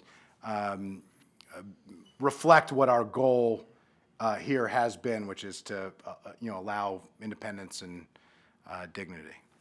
And I'm Francine Hill from Department of Housing, Community Affairs. I just want to say we already do have a standard for looking at relatives that are in a licensed program. They don't have to pay a license fee if they are relative, certain relatives, such as the siblings, the child, the parent, the grandparent, grandchildren. So we do have a way. They're supposed to identify that, and we have a way to verify that in our records as well. So we already have that in place. All right, so maybe problem solved, but we'll follow up and make sure that it reflects what we're talking about. But I appreciate you saying that, because we'd previously heard, at least on the legislative side, that we're not allowed to legislate that, but it sounds like we can regulate it even if we can't legislate it, which I'll have to get some additional understanding of how that works, but I appreciate it. All right. All right. Last issue? Last issue is should ADU be allowed to convert to a short-term license? And there's a related issue on what your intent is on other rental space in the area. With regard to a conversion to a short-term rental license, as the ZTA is written, I think that's it's a potential. I just want to make a comment here. We heard from some that people would build ADUs in order to, and then operate them as an ADU for a little while, and then drop the ADU use and convert it to Airbnb, and that this was just a big loophole to create an Airbnb. And at first that sounded like something we might want to mitigate against. And then as I thought it over some more, I realized you can just build an accessory structure already and put it on Airbnb already. And guess what? Nobody's doing it. So what? What's the deal here? We're coming up with these hypotheticals, and we're terrifying ourselves about these hypotheticals. But if you want to build a cottage without a kitchen and rent it on Airbnb, I think Andrew said this, you can. Yeah. But nobody's doing it. And arguably, the ADU requirements are more. They're worse. More restrictive, They're so, more you know. expensive. And I don't know that the market value in Airbnb of a unit with a kitchen is better than a unit without a kitchen. You know, it's probably the same, or if anything, you know, you're gonna wanna charge more for it, so it's more expensive, so it's maybe not as good. I don't know that there's really any advantage to Airbnb-ing a unit with a kitchen over a unit without a kitchen. So the incentive is already there, and no one's doing it for a whole lot of other reasons. People don't want another structure on their property unless they really do. People don't want to run, you know, it's just, anyway, I think this is a kind of a nightmare scenario, but it's just a dream, and we can wake up. But one of the things that was an outcome of your meeting on DHCA enforcement issues and on rentals and all of that was the fact that you don't need a license if you just rent a bedroom in your house. And given that within ZTA 1901, we had changed the provision that essentially prevented any residential rentals within the unit to say an accessory unit must not be located on a lot where any short-term rental residential exists or is licensed. And I think that does not meet the sponsor's intent, which was to prevent any other rental on that property. So that other rental might be short-term license, might be partial rental of the house, might be full rental of the house because the owner has to be occupy it. But I think I need to amend that section to reflect the sponsor's prohibition. So we need, last issue here. My feeling is owner occupancy is the real issue. We ought to just be sure that there's owner occupancy. And beyond that, I think we ought to trust in people as the owner occupier, that they are, you know, that they have a reasonable use. So without owner occupancy, I would be concerned, you know, that you're converting houses into boarding houses and so on. But I think with owner occupancy, there's sort of a natural check. Claire, would you like to comment? Yes, thank you. When I was on the council side, I did field a number of complaints about accessory apartments that were being used as Airbnbs, people who would find them online. So I'm not sure it's accurate to say that it hasn't happened. And I guess my confusion is if you're really trying to promote long-term affordable housing, I don't see the harm in putting in something that encourages that to be a longer-term thing and not something that someone can run an ADU for a year, let the license expire, and then convert to a short-term. That defeats the purpose of providing long-term affordable housing. Okay, back to that issue. So again, I think that I think the committee has agreed we're not looking to create some kind of lifetime ban on the units, which is something that we had talked a little bit about before. I think it becomes very complicated for future owners when you try to institute something like that. If you can rent your property as an Airbnb, you know, we have allowed that under certain conditions. It has to be your primary residence. You can only do it a certain number of days a year. So we have put in place restrictions on short-term rentals. And I think we found a good balance that allows it to be used, but does not allow people to turn houses into hotels, to buy property and turn a house into a commercial business that they don't even live there. They just run it as a hotel in a neighborhood. We don't allow that because has to be owner occupied, has to be a primary residence, not even just owner occupied. Can I just ask a question? Yeah. The specifics that you talked about, which I believe you actually, that there are folks who say that. I think my belief, though, is that there's a little bit of a misunderstanding of exactly what a technical accessory apartment is currently, or what will be an accessory dwelling unit, and I'm not sure that that is totally understood in the public, which is not their fault, it's really our fault. We haven't, quite done a good job of explaining it, to be frank with you. But are you aware, in those cases, these were new accessory dwelling units that were built and then converted to Airbnbs? Is that what they were complaining about specifically? Because what we're talking about here is somebody building an Airbnb. This was the complaint that was raised, which I think there was sensitivity towards, but then once we dove into this issue, this seemed to not be an issue because it's way more expensive to go through the process of building an ADU, and it's not that expensive, frankly, to have a structure converted into an Airbnb. You know, there are very limited standards for that. These were actual accessory apartments with kitchens. They were being advertised on the various websites as So presumably illegal ADUs perhaps. or some type of illegal accessory structure. Yeah, but and I would have to go back and get the specifics because it's been a while since I dealt with it. But I actually did receive copies of, or links to online listings where this was occurring. Yeah, but I've gotten to as well online listings of Airbnbs that violate the law. And I think in the case that you're talking about, those would also fall into that. To me, I think that's an enforcement issue. That's not a legislative issue. We're not legislating to create those.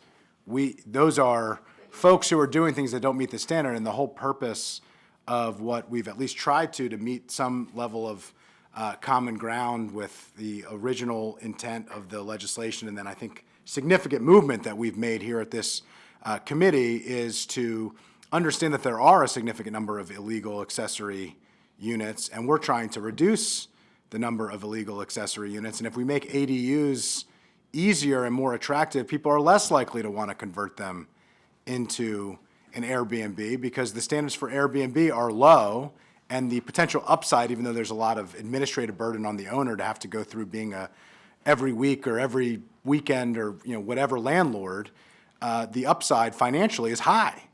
And so the more restrictive we make the ADU, I think it's the counter of what you're asking for. The more restrictive we make the ADU program, the more likely we are to have more Airbnb But I don't. standards. So I think it actually counters the goal that you're intending here. I don't understand how it's more restrictive to just say that you'd like the ADU to remain an ADU and not become an Airbnb. That's the part where I have a bit of a disconnect. The issue that we ran into last time, and I'll yield because I think we have a proposal from Mr. Zients that we're going to discuss and make a decision on. But the issue that we talked about last time is the issue of you sell the property, then what happens to the rights of the new property? We don't have the ability to restrict ownership rights based on the previous occupants. I mean, we would have to put a covenant onto that, and now we're delving very deeply into individual property rights, which is well beyond the scope that we have previously done and enters into an area. I mean, I'm not into the public ownership of private property. I think we have to regulate within a reasonable point here, but I think once we tip into that line, into regulatory taking, into deeply restricting the rights of an individual property owner based on something that they had nothing to do with and a covenant that they didn't agree to, or we're forcing a covenant, which is a private agreement between two property owners, it becomes very problematic, and that was the issue that was raised, which I think has a lot of validity. If I'm misinterpreting what the nature of the discussion was, please chime in, but that's where I think everybody shared that concern once the facts were separated from some of the feelings with this and some of the legal ramifications were shared. I think the views were changed that the standards for an Airbnb are quite low, and the standards for the ADU, even with these new changes, are much higher, and so. But doesn't the ADU terminate with the sale of the property? Don't they have to reapply? They have to, this is a So it wouldn't licensing be- procedure, so they do have to They reapply all the wouldn't be time. bound by. The difference would be to enforce no short-term rental, you would have to covenant the property.